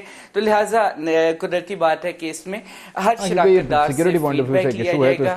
ڈیفینیٹلی انٹیلیجنس ایجنسیز کی رپورٹس اور باقی معاملات، باقی کیلکولیشنز بھی شیئر کی جائیں گی، تو سب کی انوالومنٹ اس میں بنتی ہے۔ بہت شکریہ، تھینک یو سو مچ انور، ہمارے ساتھ آپ موجود تھے۔ اور 2 جنوری سے آنورڈ یہ ملاقات اور مذاکرات شروع ہونے جا رہے ہیں۔ افغانستان بالآخر میز پر آنے کو تیار ہے اور جو ہمارا مطالبہ تھا، ایک ہی مطالبہ تھا کہ جو محفوظ پناہ گاہیں ہیں، جو دہشت گرد افغانستان کی سرزمین کو پاکستان کے خلاف استعمال کر رہے ہیں، پاکستان کو مطلوب ہیں، ان کے خلاف جو ہے کارروائیاں کی جائیں، ان کو پاکستان کے حوالے کیا جائے۔ یہ 1 پوائنٹ ایجنڈا تھا، اس 1 پوائنٹ ایجنڈے پر ایک عرصے تک ہم بات چیت کرنے کے لیے تیار تھے، بات چیت نہیں ہوئی، ہم نے کچھ ایکشن لیا، اب وہ بات کرنے کے لیے تیار ہیں، آ رہے ہیں۔ بالکل ایسی ہے، لیکن یہ بڑا ایک امپورٹنٹ ہے اور آنے والے دنوں میں ہم نے دیکھنا ہے کہ اس میں کیا پیش رفت سامنے آتی ہے، کیونکہ دونوں ممالک کے جو امن و امان کے لیے یہ ملاقات اور یہ اجلاس بہت ضروری تھا۔ آگے بڑھتے ہیں، فیض آباد دھرنا کیس کی بات کرتے ہیں، جس کی تحقیقات میں ایک اہم پیش رفت سامنے آئی ہے۔ کمیشن نے شہباز شریف کو طلب کر لیا ہے، سابق وزیر اعظم کو 3 جنوری کو پیش ہونے کی ہدایت کی گئی ہے۔ مسلم لیگ نون کے صدر کو سوال نامہ بھی دیا جائے گا، ایسا بتایا جا رہا ہے۔ کمیشن نے شہباز شریف کو بطور وزیر اعلیٰ پنجاب کی حیثیت سے طلب کیا ہے۔ تو فیض آباد دھرنا کیس، جس کی تحقیقات میں اہم پیش رفت یہ سامنے آئی ہے کہ اب شہباز شریف کو طلب کیا گیا ہے اور بطور وزیر اعلیٰ پنجاب انہیں طلب کیا گیا ہے۔ اب کے سلسلے میں ایک اور طلبی بھی پینڈنگ ہے اور دوسری بار بھی غالباً نوٹس جاری ہوئے ہیں، لیکن ابھی تک پیشی نہیں ہوئی ہے، اس سلسلے میں ابھی تک کوئی پیش رفت نہیں ہے۔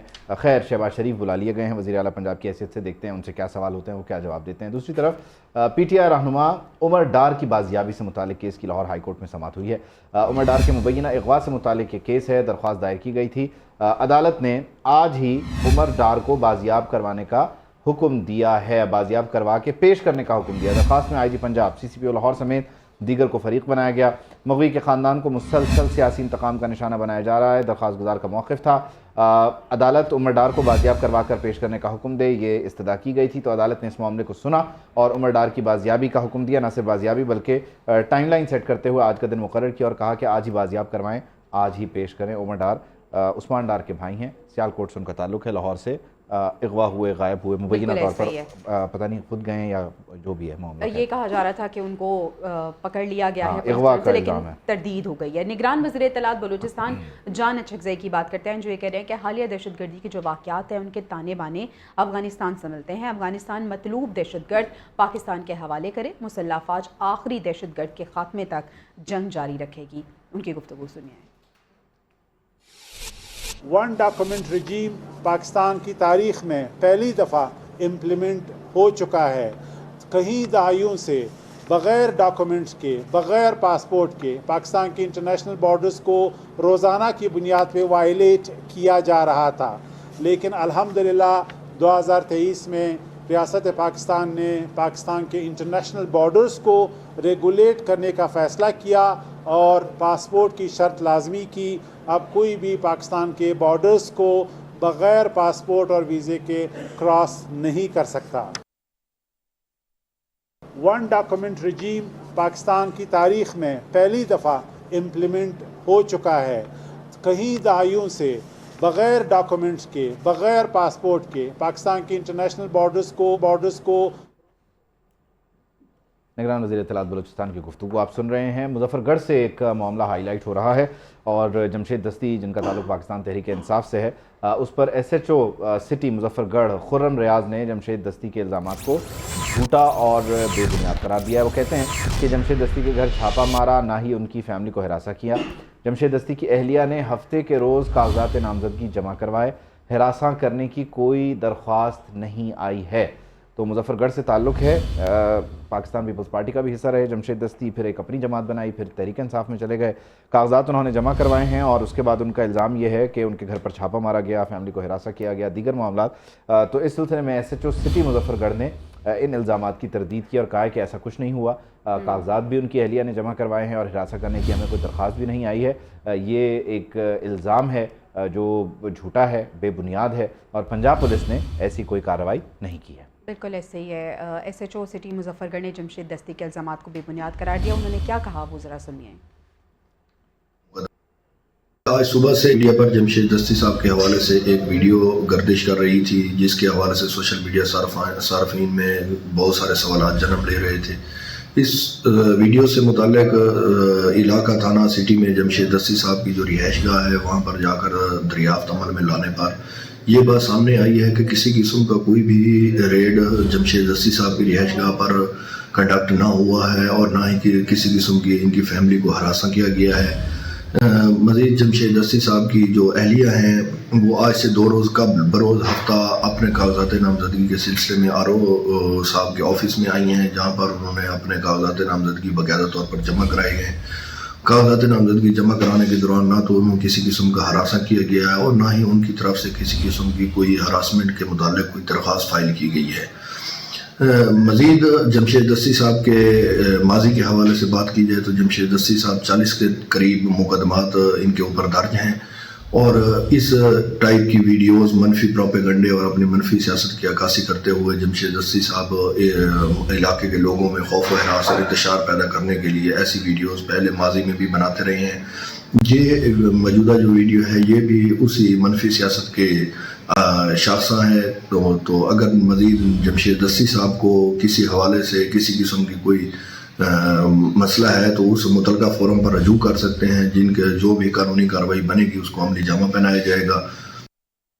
ایس ایچ او مظفر گڑھ کی گفتگو آپ نے ملاحظہ کی ہے۔ وہ کہہ رہے ہیں کہ جمشید دستی کی جانب سے جتنے بھی الزامات لگائے گئے ہیں وہ بالکل بے بنیاد ہیں اور ساتھ ہی ساتھ انہوں نے کہا ہے کہ نہ تو ان کو اور نہ ہی ان کی فیملی کو ہراساں کیا گیا ہے، نہ ہی ان کے گھر پہ چھاپا مارا گیا ہے اور جتنے بھی الزامات لگائے گئے ہیں ان کی جانب سے وہ جو الزامات ہیں وہ بے بنیاد ہیں، وہ جھوٹے الزامات ہیں۔ ہماری طرف سے اس طرح کی کوئی بھی کارروائی عمل میں نہیں لائی گئی، ہم نے نہ ان کی فیملی کو ہراساں کیا ہے اور نہ ہی ہم نے ان کے گھر پہ چھاپا مارا ہے۔ اس سے پہلے جمشید دستی نے یہ الزامات عائد کیے تھے کہ ان کی فیملی کو ہراساں کیا جا رہا ہے، ان کے گھر پہ چھاپے مارے جا رہے ہیں، لیکن جو ایس ایچ او ہیں سٹی مظفر گڑھ ان کی جانب سے ان تمام تر الزامات کی تردید۔ جمشید دستی اس حوالے سے انتخابی موسم میں خاصے سرگرم رہتے ہیں، اگر ریڈی پہ گھومنا ہو یا جوتوں کو پالش کرنا ہو تو وہ اس طرح کر کے میڈیا میں ہائی لائٹڈ رہتے ہیں، لیکن انہوں نے یہ الزام لگایا کہ ان کے گھر پر چھاپا مارا گیا۔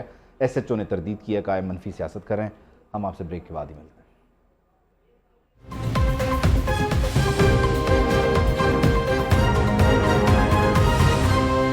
Welcome back to the news room, اور نیوز روم میں ہم بات کریں گے انتخابات کے حوالے سے۔ نیا سال 2024 جو کہ پاکستان میں انتخابات کا سال ہے، اور آپ کو یہ بھی بتاتے چلیں کہ پاکستان کے ساتھ ساتھ دیگر جو 78 ممالک ہے دنیا کے وہاں پہ بھی انتخابات ہونے جا رہے ہیں۔ اگر اسپیشلی پاکستان کی بات کریں تو 8 فروری 2024 کو یہ انتخابات ہونے جا رہے ہیں۔ کیا گہما گہمی ہے اس وقت؟ صورتحال یہ بنی ہوئی ہے کہ جو کاغذات نامزدگی ہیں وہ یا تو منظور ہوئے ہیں یا مسترد ہوئے ہیں، تو ان کی جو لسٹس ہیں وہ آویزہ کر دی گئی ہیں۔ اب دیکھنا یہ ہے کہ جن کے مسترد ہوئے ہیں وہ کس طرح اس کو آگے ایپلیٹ فورم میں لے کے جاتے ہیں، اور دوسری طرف جن کے منظور ہوئے ان کے خلاف بھی کچھ لوگ جا رہے ہیں، جیسے میاں محمد نواز شریف کے کاغذات کی منظوری کے خلاف۔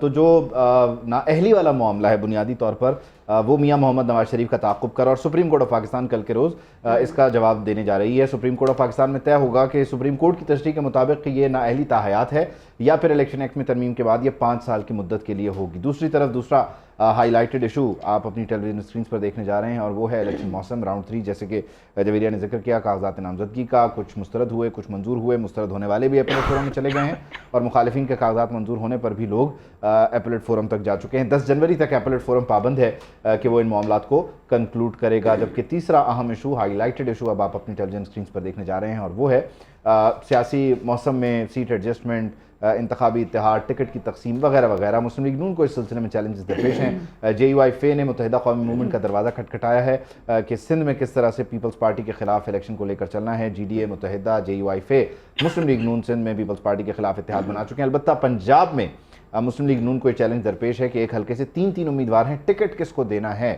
اور بتایا جا رہا ہے کہ ٹکٹ طے ہو چکا ہے، ابھی تک اعلان نہیں، اور جس کو ٹکٹ دیا جائے گا اسے بھی کہا جائے گا کہ چپ رہ کے خاموشی سے کسی کو کچھ بتانا نہیں والا حساب ہوگا. لیکن خیر یہ ہوگا کیسے، اس کو ہم آگے چل کے ڈسکس کرتے ہیں. پہلے ہم بات کر لیتے ہیں تاحیات نااہلی. بالکل ایسے ہی عبید، اور وہی جو بات ہم کر رہے تھے کہ سیکرٹ رکھا جائے گا، جن کو ٹکٹ دی جائے گی اور جن کو نہیں دی جائے گی انہیں بھی اعتماد میں لیا جائے گا. تو یہ سارا معاملہ ہے، اس کو آگے جا کے ہم ڈسکس کریں گے. ابھی تاحیات نااہلی سے متعلق سپریم کورٹ کا جو فیصلہ ہے وہ چلے گا یا الیکشن ایکٹ. سپریم کورٹ میں تاحیات نااہلی کیس کی سماعت کل ہونے جا رہی ہے. چیف جسٹس آف پاکستان نے 7 رکنی بینچ اس سلسلے میں تشکیل دے دیا ہے. چیف جسٹس قاضی فائز عیسیٰ لارجر بینچ کے سربراہ ہوں گے. جسٹس منصور علی، جسٹس یحییٰ آفریدی اور جسٹس امین اس میں شامل ہوں گے. جسٹس مندوخیل، جسٹس محمد علی مظہر، جسٹس مسرت ہلالی اس بینچ کا حصہ ہونے جا رہے ہیں. تاحیات نااہلی سے متعلق سپریم کورٹ کا فیصلہ چلے گا یا پھر الیکشن ایکٹ کا، تو اس حوالے سے سماعت ہونے جا رہی ہے. دوسری جانب پشاور ہائی کورٹ میں بلے کے کیس کی بھی کل سنوائی ہے. الیکشن کمیشن کی ضمنی درخواستیں سماعت کے لیے مقرر ہوئی ہیں. جسٹس اعجاز خان درخواستوں پر سماعت کریں گے، اور کمیشن نے ہائی کورٹ فیصلے کے خلاف نظر ثانی اپیلیں دائر کر رکھی ہیں. فیصلہ واپس لینے، کیس کے لیے ڈویژنل بینچ تشکیل دینے کی استدعا کی گئی ہے. الیکشن کمیشن آف پاکستان کے فیصلے کو پشاور ہائی کورٹ نے معطل کیا تھا اگلی سماعت تک. سنگل بینچ نے یہ فیصلہ سنایا تھا اور بلے کا نشان واپس کر دیا تھا، اور یہ کہا تھا، مینشن کیا تھا کہ ڈویژنل بینچ اس معاملے کو سنے گا. اب اسی قسم کا معاملہ، یعنی ڈویژنل بینچ اس معاملے کو سنے، الیکشن کمیشن کا فیصلہ بحال کیا جائے. یہ الیکشن کمیشن اپنی درخواست لے کر پشاور ہائی کورٹ چلا گیا ہے. کل پشاور ہائی کورٹ میں اس معاملے کو سنا جائے گا. دیکھتے ہیں کہ الیکشن کمیشن جیتا ہے یا بلے کا نشان جو ہے وہ پی ٹی آئی کو ملا رہتا ہے، برقرار رہتا ہے، بحال رہتا ہے. خیر، انتخابی شیڈیول آنے سے پہلے ہوئی حلقہ بندیوں پر الیکشن ہوگا. سپریم کورٹ ہی پہلے بھی واضح کر چکا ہے. آج ایک مرتبہ پھر اس معاملے کو دہرایا گیا اور کہا گیا کہ ہمارا آخری حکم بھی یہی ہے اور آج کا بھی یہی ہے. جسٹس منصور علی شاہ نے کہا کہ ہم پہلے اس سلسلے میں حکم دے چکے ہیں، آج بھی یہی ہے. ان 165 کی حلقہ بندی سے متعلق معاملہ زیر سماعت تھا، اور اس کیس میں یہ کہا گیا کہ آئندہ انتخابات ہو جانے کے بعد اس معاملے کو دیکھ سکتے ہیں، ابھی اس وقت ہم کچھ نہیں کر سکتے. جسٹس منصور علی شاہ نے بڑی کلیئرٹی کے ساتھ اس معاملے کو ایڈریس کیا، کیونکہ سپریم کورٹ ہی یہ حکم دے چکی ہے کہ الیکشن ہو جانے کے بعد انتخابی حلقہ بندیوں پر جو اعتراض ہے اسے دیکھا جائے گا، کیونکہ اگر ابھی اس معاملے کو چھیڑ دیا گیا تو انتخابی شیڈیول کے ڈسٹرب ہونے کا خطرہ اور خدشہ موجود ہے، جو کہ ہونا نہیں ہے، کیونکہ 8 فروری پتھر پر لکیر ہے. بالکل ایسے ہی ہے. انتخابات کی بات ہو رہی ہے جو کہ 8 فروری کو ہونے جا رہے ہیں. کاغذات نامزدگی کچھ کے منظور ہوئے، کچھ کے مسترد ہوئے، اور اس کی ایک فہرست ہے جو کہ جاری کر دی گئی ہے. اس فہرست کے مطابق کیا تفصیلات ہیں وہ ہم آپ کو بتا دیتے ہیں. قومی اسمبلی کے لیے 7473 امیدواروں نے کاغذات نامزدگی جمع کرائے. ریٹرننگ افسروں نے 6449 امیدواروں کے کاغذات نامزدگی منظور کر لیے. 1024 امیدواروں کے کاغذات مسترد کر دیے گئے. صوبائی اسمبلیوں کے لیے 18478 امیدواروں نے کاغذات نامزدگی جمع کرائے. چاروں صوبوں کی اگر ہم بات کریں تو 2216 امیدواروں کے کاغذات نامزدگی مسترد ہو گئے ہیں. 4 صوبائی اسمبلی کی نشستوں کے لیے 16262 امیدواروں کے کاغذات منظور ہوئے ہیں.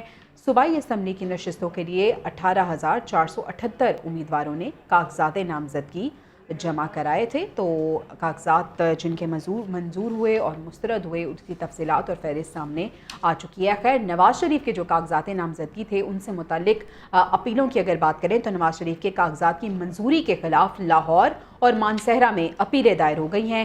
NA 130 لاہور سے کاغذات کی منظوری کے خلاف اشتیاق چودھری ایڈوکیٹ نے اپیل دائر کی ہے. مانسہرہ میں وقار خان ایڈوکیٹ نے کاغذات کی منظوری کے خلاف اپیل دائر کر دی ہے. نواز شریف کے کاغذات نامزدگی مسترد کرنے کی اس میں استدعا کی گئی ہے. تو 2 حلقوں سے جو کاغذات منظور ہوئے تھے اب اس پہ اپیلیں دائر ہو گئی ہیں اور یہ کہا جا رہا ہے کہ کاغذات کو مسترد کیا جائے. وہ اس لیے کیونکہ نواز شریف نااہل ہیں اور تاحیات نااہل ہیں. البتہ سپریم کورٹ سے کل اگر فیصلہ آ جاتا ہے تو پھر یہ اعتراض خود بخود ختم بھی ہو جائے گا. البتہ صرف نواز شریف ہی اس نغمے میں نہیں ہے. जिनके कागजात मुस्तरद हुए वो भी एपेलेट फोरम से रजू कर रहे हैं, जिनके मंजूर हुए उनके खिलाफ उनके मुखालिफिन रजू कर रहे हैं, और ये सिलसिला जारी है। और ट्राइब्यूनल्स को 10 जनवरी 2024 तक इस सारे मामले को कंक्लूड करना है। उसके बाद फिर एक इब्तदाई फहरिस्त जारी होगी, उसके बाद फिर कागजात वापस लेने का एक दिन होगा, और फिर 13 जनवरी 2024 को बाकायदा तौर पर इंतखाबी निशान अलॉट हो जाएगा। अपीलें दायर करने का ये सिलसिला जारी है कागजात नामजदगी मुस्तरद या मंजूर होने के खिलाफ, और ये सिलसिला जारी रहेगा। हर उम्मीदवार को ये हक हासिल है। कुछ मखसूस हल्कों की बात करें तो थरपारकर का हल्का NA 214, शाह महमूद कुरैशी यहाँ से इंतखाब लड़ते हैं, 18 में भी लड़ा, इस मरतबा भी लड़ने के ख्वाहिशमंद थे लेकिन कागजात मुस्तरद हुए, अपील दायर कर चुके हैं। NA 238 और यहाँ पर हलीम आदिल शेख पाकिस्तान तहरीक इंसाफ सिंध के सदर हैं, उस इंट्रा पार्टी इलेक्शन में जो कलदम हो गए, पहले भी थे, तो उनके कागजात मुस्तरद हुए, उन्होंने भी अपील दायर कर दी है। मियाँ महमूद रशीद भी इलेक्शन ट्राइब्यूनल से रुजू कर चुके हैं। उधर पेशावर हाई कोर्ट में साबिक़ वफाकी वज़ीर अली मोहम्मद ख़ान ने भी अपनी अपील जमा करवा दी है, अपील दायर कर दी है, और इस तरह से कोई 300 के करीब जो आप कह लीजिए कागजात नामजदगी मुस्तरद हुए थे, वो मुख्तलिफ जो उम्मीदवार हैं वो ट्राइब्यूनल से रुजू कर रहे हैं और अपील में जा रहे हैं ताकि उनके कागजात किसी तरह मंजूर हो जाएं। बिल्कुल ऐसे मंजूर होना बड़ा ज़रूरी है, मंजूर पाकिस्तान नज़र होना और मंजूर होना। बिल्कुल ऐसा ही है। पाकिस्तान तहरीक इंसाफ जो कि इस वक्त मुश्किल में नज़र आ रही है, कागजात नामजदगी मुस्तरद हुए हैं उनके, और उन्होंने इसके खिलाफ सुप्रीम कोर्ट जाने का ऐलान किया है। साबिक़ वफाकी वज़ीर बाबर अवान ये कहते हैं कि आइन किसी को भी इलेक्शन लड़ने से नहीं रोकता है। 300 से ज़ायद उम्मीदवारों के कागजात नामजदगी मुस्तरद हुए हैं। पाकिस्तान तहरीक इंसाफ हर कीमत पर इलेक्शन लड़ेगी, उनकी गुफ्तगू सुनिए।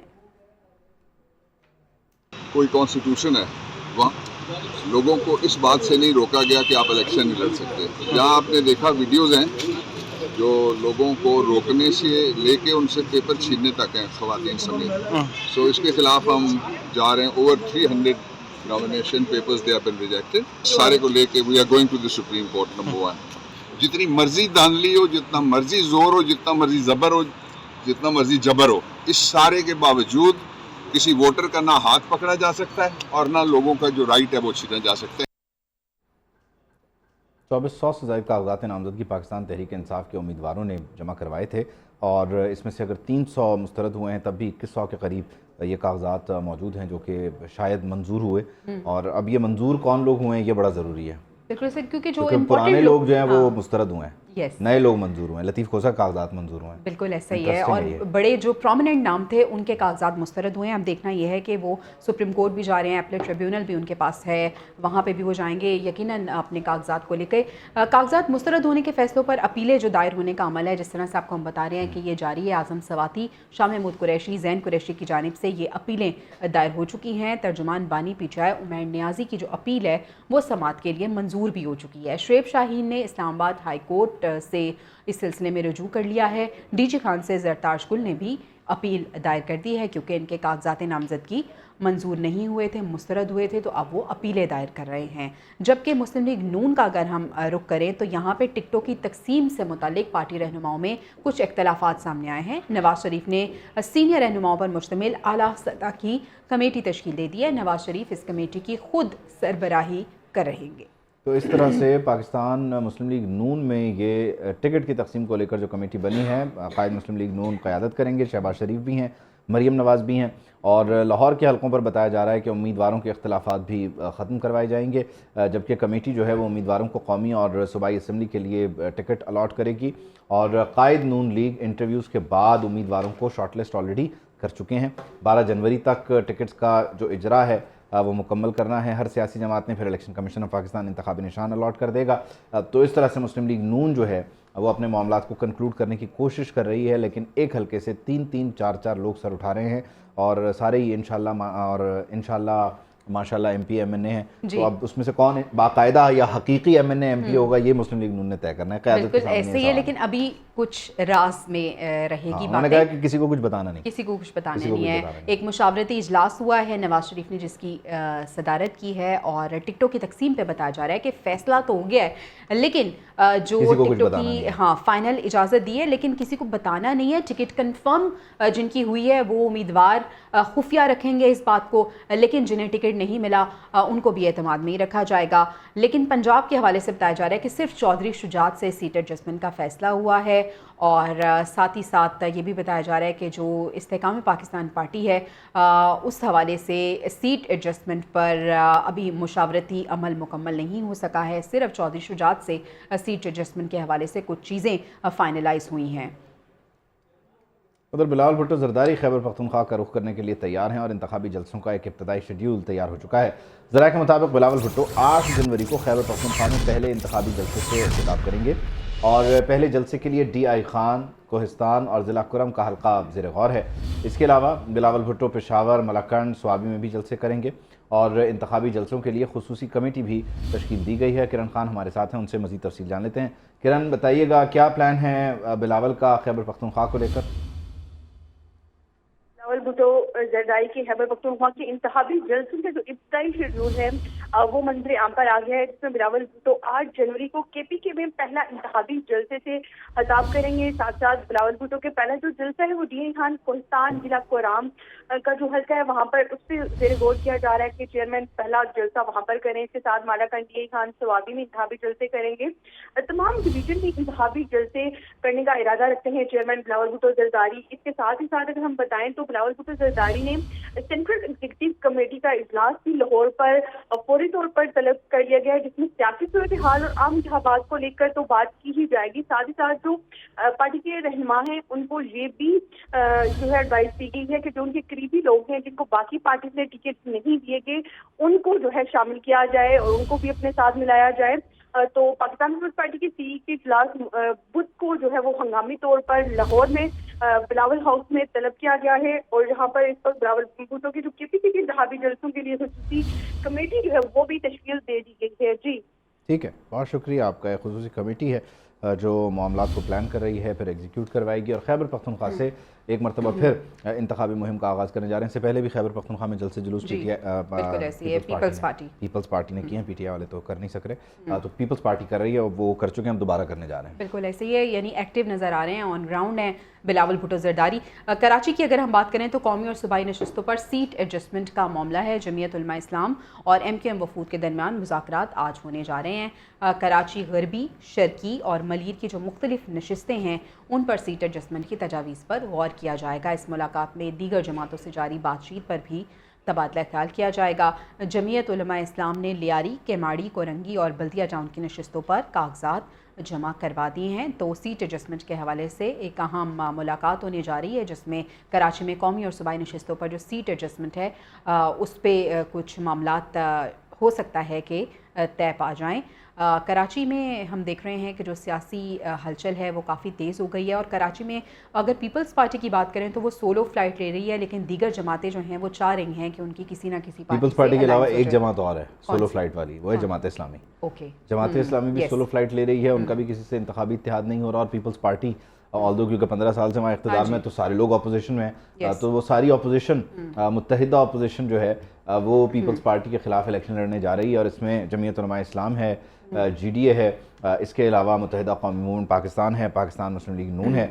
अब जमीयत उलमा इस्लाम ने कुछ हलकों से कराची से उम्मीदवारों ने कागजात तो जमा करवाए हैं, लेकिन कराची में जमीयत उलमा इस्लाम का वोट बैंक कितना है ये जमीयत उलमा इस्लाम को भी पता है, तो इस सिलसिले में वो कॉम्प्लीमेंट करने की कोशिश करेंगे MQM के उम्मीदवारों को और MQM के ज़िम्मे होगा फिर वो GDA या जमीयत के जो उम्मीदवार अंदरून सिंध में हैं उन्हें कॉम्प्लीमेंट करें। मोहम्मद सलमान हमें ज्वाइन करें कराची से, उनसे ज़रा बातचीत करते हैं।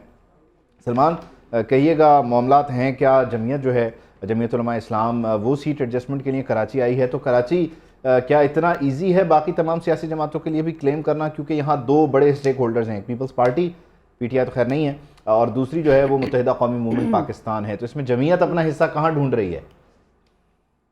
जी बिल्कुल, जो मज़ाफ़ाती इलाके हैं कराची के जिन्हें सरहदी इलाके कहा जा सकता है, जिसमें मलीर का इलाका है, केमाड़ी का इलाका है और वेस्ट का इलाका है, ये वो इलाके हैं जहाँ पर ये क्लेम करते हैं जमीयत उलमा इस्लाम हो जाए या नून लीग हो जाए, ये क्लेम करते हैं कि हमारा वोट बैंक है। और माजी में अगर देखा जाए जब मुत्तहिदा मजलिस अमल रही है तो उस वक्त यहाँ पर सीटें उन्हें जीती हैं सूबाई असम्बली और कौमी असम्बली की, तो उस बुनियाद पर जो है वो ये क्लेम किया जाता है।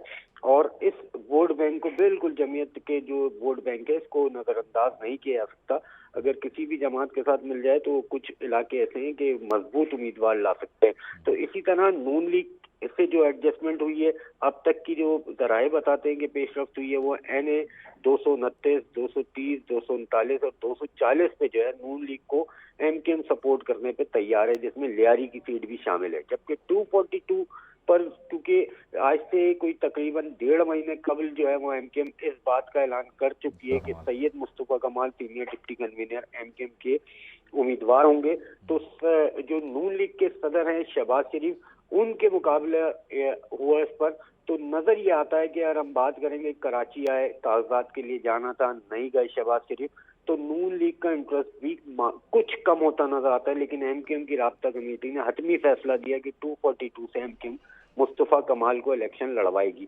अब बात करते हैं कि ये किन किन इलाकों में जमीयत जो है वो सपोर्ट मांग रही है। तो जिला गरबी की सूबाई नशिस्तों पर और मलीर की 2 नशिस्तें उस पर, इसके अलावा जो है वो कोरंगी और जिला शर्की में इन सीटों के ऊपर जो है वो जमीयत उलमा इस्लाम हिमायत मांगने भी आ रही है और हिमायत करने के लिए भी मुज़ाकरात होंगे कि ये किस तरह से जो है वो MKM और जमीयत इन दोनों मामलात में एडजस्ट करती है। तो यहाँ पर ये तो नजर आते हैं, आइंदा आने वाले दिनों में तय हो जाएगा फर्दर मजीद, लेकिन अभी तो इब्तदाई तौर पर लोग एक दूसरे से बातचीत करें। बहुत शुक्रिया सलमान। आई विश के मैं 2-3 सवाल आपसे और करता हूँ, मामले को मजीद समझता है, लेकिन इस वक्त बताया जा रहा है कि निगरान वज़ीर आज़म अनवारुल हक काकड़ बिजनेस सेंटर के दौरे के मौके पर गुफ्तगू करें, उनको ज़रा सुन लेते हैं। भी हो गई हैं और रोल मॉडल रेप्लिकेट करें 4-5 जगहों का ऑलरेडी आप लोगों का प्लान है। It should go to Sindh also, to KP also इंशाल्लाह, और टू बलूचिस्तान ऑल्सो। तो thank you so much ji. Question करना चाहूँगा जी। और के तकरीबन जो 90% प्रोजेक्ट्स हैं वो कंप्लीशन की तरफ जा रहे हैं, लेकिन जो अमामिया कॉलोनी है वहाँ पर अभी भी बहुत लेट है। उसके हवाले से आपकी क्या पॉलिसी है और कितनी जल्दी वफाक अपने प्रोजेक्ट को पंजाब के अंदर मुकम्मल करने जा रहा है? वो मुझे CM साहब उसका अपडेट देते रहे हैं और उस पर इंशाल्लाह हमने उनको वाकई फाइनल डेट 15 दिसंबर की दी थी। अब उन्होंने रिक्वेस्ट की है मोर और लेस 15 जनवरी पे हमें कहा, इंशाल्लाह उल अज़ीज़ उस वक्त तक इम्प्लीमेंट हो जाएगा। अगली किस्त के हवाले से जो इजलास हो रहा है, क्या हमें तवक्कुह है कि हमें जो किस्त है वो जारी हो जाएगी? और दूसरा, आप अब क्योंकि सिस्टम का हिस्सा है, क्या हमारी आने वाली नस्ल या हम ये खुशखबरी हमें सुना सकते हैं कि हम कब IM से हमारी जा जाएगी? और दूसरा सर एक सवाल ये है कि आपके भाई बलोच जो वहाँ से एक चलते हैं एहतजाज करते हुए, उनका इस्लामाबाद में उन पर एहतजाज पर लाठी चार्ज होता है और जिसका आपको बाद में इल्म होता है कि क्यों हुआ, इस पर इंक्वायरी भी आपने बिठाई थी, वो क्या रिपोर्ट आई? क्या इस रियासत में एहतजाज करना हक नहीं है सबका? बहुत शुक्रिया। देखें, एक तो IMF के हवाले से इंशाल्लाह उल अज़ीज़ उसकी ट्रांच भी मिलेगी और रिकॉर्ड हमारी जो रेवेन्यू जनरेशन हुई है, FBR ने इस मरतबा जितना टैक्स कलेक्ट किया है वो पहले माजी में कभी नहीं हुआ। तो IMF से उसी वक्त जान छुटेगी जब आप टैक्स ज़्यादा कलेक्ट करेंगे। ये एक ख्वाहिश तो हो सकती है कि कोई लेंडिंग हम ना करें, और वैसे कर्ज़ लेना ना, दुनिया का सबसे बड़ा मकरूज़ मुल्क जो है वो अमेरिका है। बात यह है कि आप अपने कर्ज़ का इस्तेमाल कैसे करते हैं। क्या कर्ज़ लेकर अल्ले तल्लों पे और सरकारी जहाज़ ख़रीद लें और सरकारी गाड़ियाँ ख़रीद लें और गैर ज़रूरी बिल्डिंगें बना दें और फिर बाकी लोगों को जो है ना भिखमंगा हैसियत में कन्वर्ट कर दें। ये भी एक मॉडल है जो बदकिस्मती से शायद इस मुल्क में हुआ है। एक है कि आप वो कर्ज़ लेके प्रोडक्टिव प्रोजेक्ट्स में लगा दें, उससे आपके वो एसेट्स बनते हैं और वो इकनॉमिक पहिया चलता है। तो कर्ज़ा लेना कोई इतना भी मनफी अमल नहीं है। मईशत में कर्ज़े का एक बहुत अहम जुज़्व होता है, उसकी वाइज और रैशनल डिस्पेंसेशन जो है ना, उस पर ज़रूर सवाल उठाने चाहिए कि ये कर्ज़े लेके कहाँ लगाते हो, ये कर्ज़े लेके जो है ना उसकी जो स्पेंडिंग है वो स्पेंडिंग कहाँ पर होती है, वो सवाल मेरे ख़्याल में ज़्यादा पर्टिनेंट है। दूसरा, एहतजाज का हक़ सबको है। ये आप लोगों के यहाँ मुझे खुशी होती है कि बलूचिस्तान और बलूचिस्तान से जुड़े हुए लोगों के लिए बड़ी हमदर्दी पाई जाती है, हम सबको है। एहतजाज करना सबका हक़ है कानून के दायरे में। जब लफ्ज़ कानून आ जाता है तो फिर वो उसके दायरे भी یہ 9 मई पे हमारा झगड़ा क्या है, वो भी एहतजाज ही कर रहे थे ना। लेकिन जब वो उन दायरों से बाहर जाते हैं लोग, तो फिर कानून का जो निफाज करने वाले लोग होते हैं वो बिस्मिल्लाहिर्रहमानिर्रहीम। मुस्तफ़ा शजाउर रहमान साहब,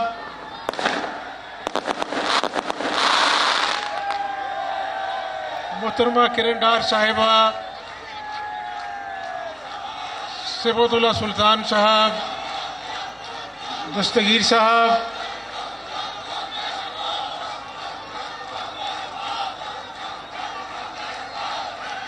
इमरान गुराया साहब, माजिद जहूर साहब, मेरे पाकिस्तान की रियासत को इसराइल की रियासत से कर रहे हैं। ये सारे कोई किसी चीज़ का हवाला देता था और कोई किसी तरह की गुफ्तगू करता था। ये अपने अपने गरेबान में भी जाके और हया करें। हमारा झगड़ा कतन लवाइकीन से नहीं है। लवाइकीन आते हैं, पहले भी एहतजाज करते रहे हैं, अभी भी कर रहे हैं, इसके बाद भी करें। मेरे इल्म में आ चुका था कि पुलिस और उनके बीच में रात को कहीं किसी पहर में ये उलझाव आया था, और वो भी बहुत ज़्यादा आउट ऑफ प्रोपोर्शन उसको ब्लो किया गया। बहुत सारे ऐसे लोग जो समझते थे कि इसके नतीजे में वो कोई राइट मूवमेंट्स के हवाले से बड़े हीरो बन जाएंगे, तो मेरे ख़्याल में इस तरह आसानी से हीरो नहीं बना जाता। जिन जिन को शौक़ है, इनमें 2 मुख्तलिफ़ चीज़ें हैं। वहाँ पे मुसल्लह तंजीमें, BLA, BLF, BRA, ये मुसल्लह तंजीमें पाकिस्तान को तोड़ने के लिए मुसल्लह जदोजहद पे यकीन करती हैं। जो आप अभी मुझसे सवाल पूछ रहे हैं ना, अगर आप वहाँ गए तो आपको गोली मारेंगे, and you will be a dead man. अगर मैं उनके हथे चढ़ूँ तो मुझे गोली मारेंगे। और यहाँ पे जितने इनके हमायती हैं, हमायतियों में से कोई उनके हाथ लग गया तो उसको भी गोली मारेंगे। अब ये उनकी कमिटेड पोजीशन है, और इस पोजीशन का वो प्रैक्टिकली इजहार करते आ रहे हैं। लगभग 3 से 5 हज़ार बंदा मार चुके हैं।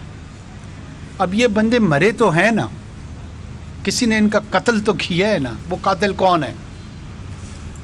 बसा औकात जब उन दहशतगर्दों के साथ सिक्योरिटी फोर्सेस का इंटरेक्शन होता है, तो उन दहशतगर्दों के भी तो लवाइकीन होते हैं ना। अब हम ये तो नहीं कह सकते हैं उनकी माएँ भी नहीं हैं, बहनें भी नहीं है, या वो इमोशनल रिलेशंस उनके नहीं हैं, वो मौजूद हैं।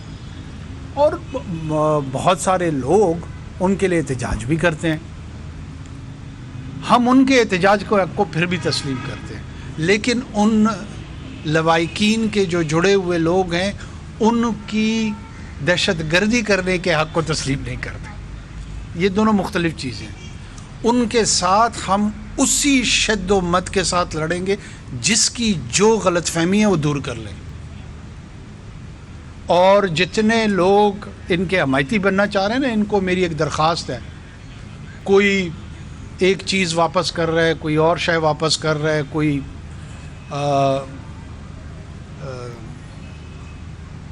कॉलम्स लिख रहा है, लिखे, ज़रूर लिखे। जॉर्ज ऑरवेल 1984 एनिमल फार्म, वो जब स्पेनिश सक्सेशनिस्ट वॉर पे उनको यकीन थी ना, तो प्रैक्टिकली जाके लड़े थे।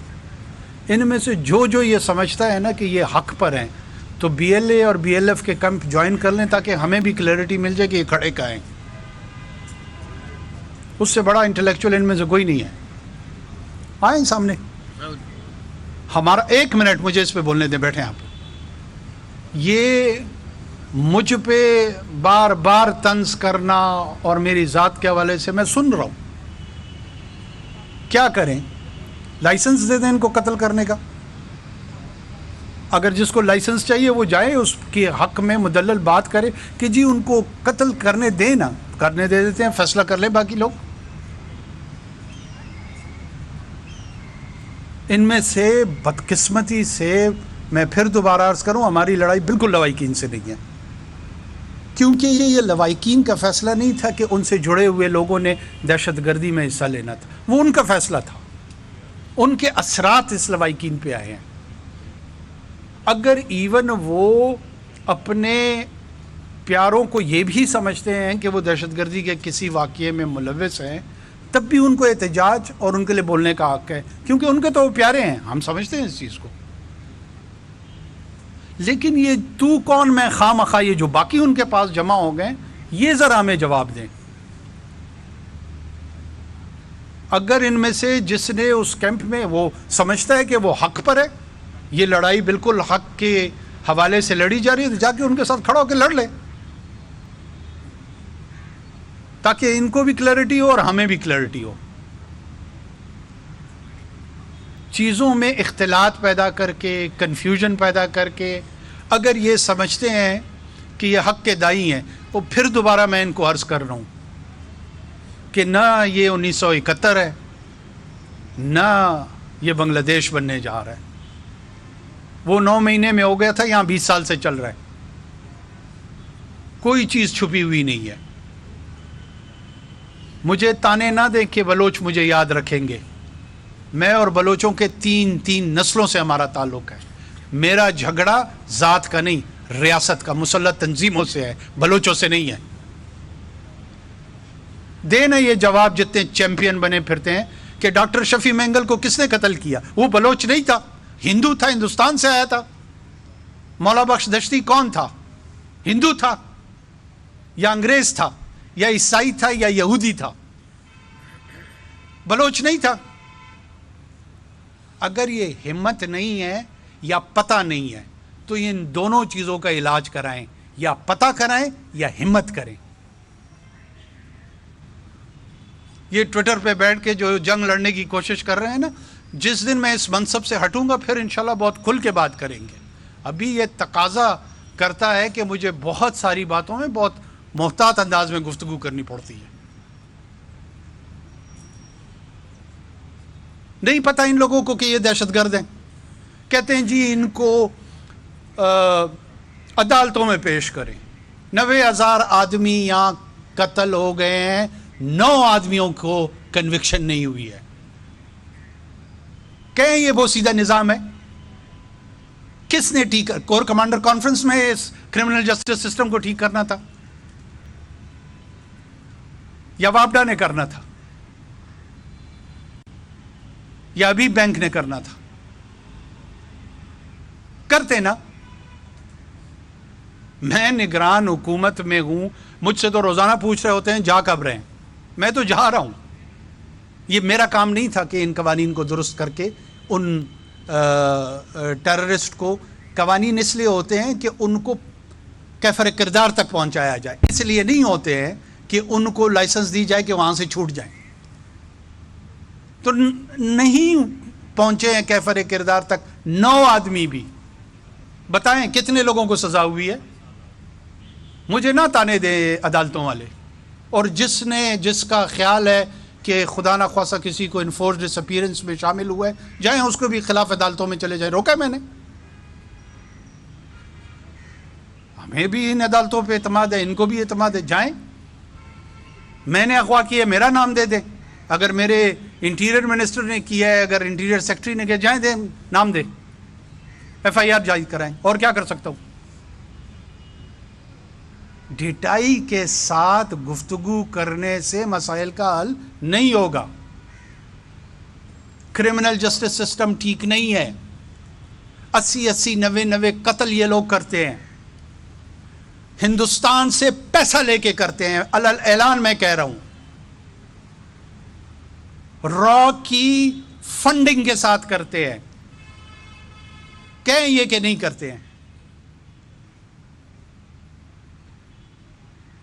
اسی شہر میں یہاں پہ لوگ موجود ہیں جو 70 کی دہائی میں اب بہت بڑے صحافی ہیں، وہ بھی لڑتے رہے ہیں ان کے ساتھ. یہ کوئی ڈھکی چھپی باتیں نہیں ہیں. لڑے نا کوئی ہندوستان میں ISI کے پیسوں کے ساتھ، کیا حال کرتے ہیں اس کا.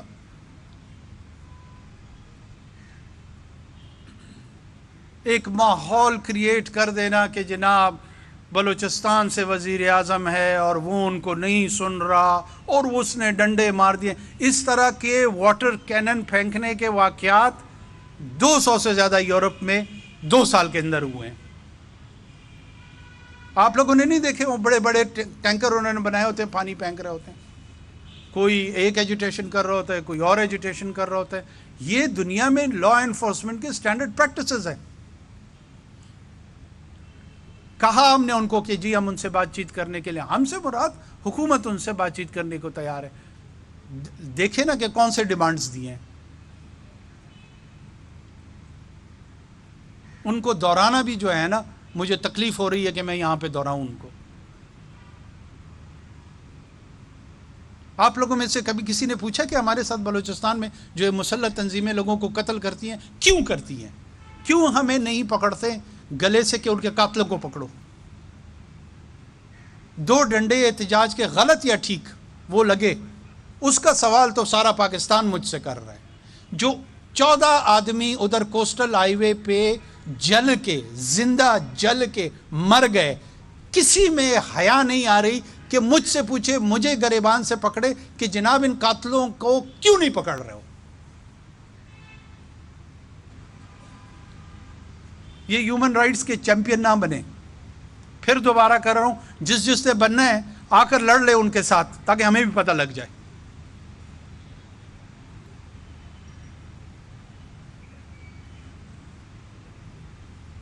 اور بہرحال پاکستان کی ریاست کی لڑائی ہے, میری ذاتی لڑائی نہیں ہے. جس نے اس کے خلاف اعلان کیا ہے اسی کو یہ سوچنا ہوگا کہ یہ لڑائی کب تک لڑنی ہے. پاکستان یہ لڑائی لڑنے کے لیے تیار ہے اور وہ لڑ رہے ہیں اور انشاءاللہ لڑے گا. جس کے یہ خیال ہے یا خام خیالی ہے کہ خاک مدان وہ اس ملک کو توڑ لے گا, وہ اپنی خوش فہمی اور غلط فہمی دور کر لے. باقی جتنا جلد سمجھ جائیں گے یہ بلوچستان کے لوگوں کے لیے بہتر ہے, یہ اوورال بلوچوں کے لیے.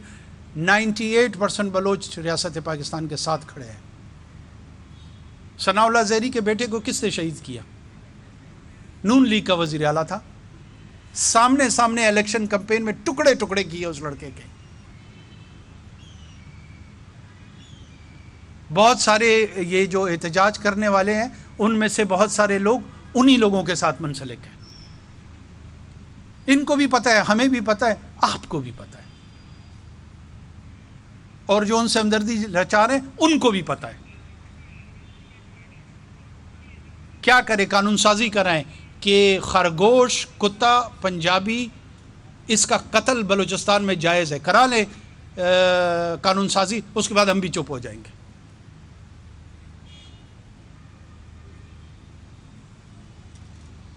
جس کو دیکھو اپنے آپ کو بہت بڑا ہمدرد سمجھتا ہے. آپ کیوں پہلے بات کو سمجھتے کیوں نہیں ہیں؟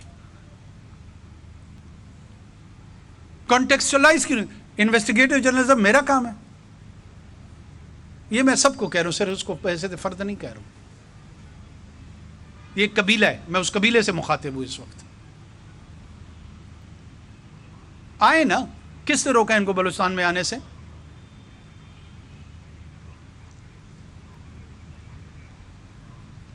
پنجگور کیمپ پہ آرگنائز حملے ہو رہے ہیں, نوشکی کیمپ میں ہو رہے ہیں, ٹیچروں کو قتل کر رہے ہیں, لائرز کو قتل کر رہے ہیں. کسی کے منہ سے لفظ نہیں پھوٹتا, وہ جی بلوچستان کا وزیر اعظم ہے, ڈنڈے مارے ہیں. 2 ڈنڈوں سے آپ کو اتنی تکلیف ہی نہیں ہونا چاہیے تھا. یہ جو 4000 آدمی قتل ہوئے ہیں, اس پہ لب کشائی بنتی ہے نہیں بنتی ہے؟ مجھے تو پورے پاکستان سے گلہ ہے جس کو ابھی تک بات ہی نہیں سمجھ آ رہی. میرا ان لوائقین سے پھر کہہ رہا ہوں, نہیں ہے جھگڑا. مجھے یہ جعلی ہمدرد, جھوٹے ہمدرد, ان سے میرا مسئلہ ہے.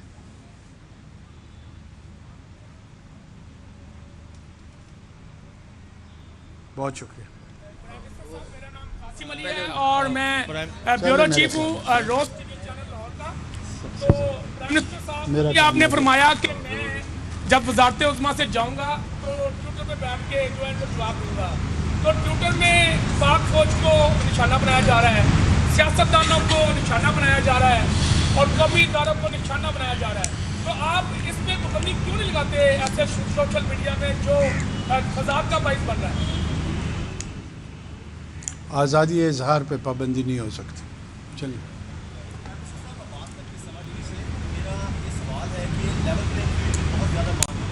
اس وقت کچھ سیاسی پارٹیز کہہ رہی ہیں کہ ہمیں لیول پلینگ فیلڈ نہیں مل رہی. عام انتخابات اب اگلے مہینے عام انتخابات ہیں تو ان کے معاملات کو کیسے حل کریں گے؟ دوسرے سیکیورٹی کے معاملات خراب ہوتے جا رہے ہیں، ان کو کنٹرول کرنے کے لیے آپ کیا اقدامات کر رہے ہیں؟ دیکھیں سیکیورٹی کا جو چیلنج ہے یہ بڑا سیریس چیلنج ہے اور اس میں کوئی شک نہیں. کل رات بھی شکر الحمدللہ مولانا صاحب وہاں پر خود نہیں تھے، لیکن وہ واقعہ بذات خود تھوڑا سا الارمنگ ہے.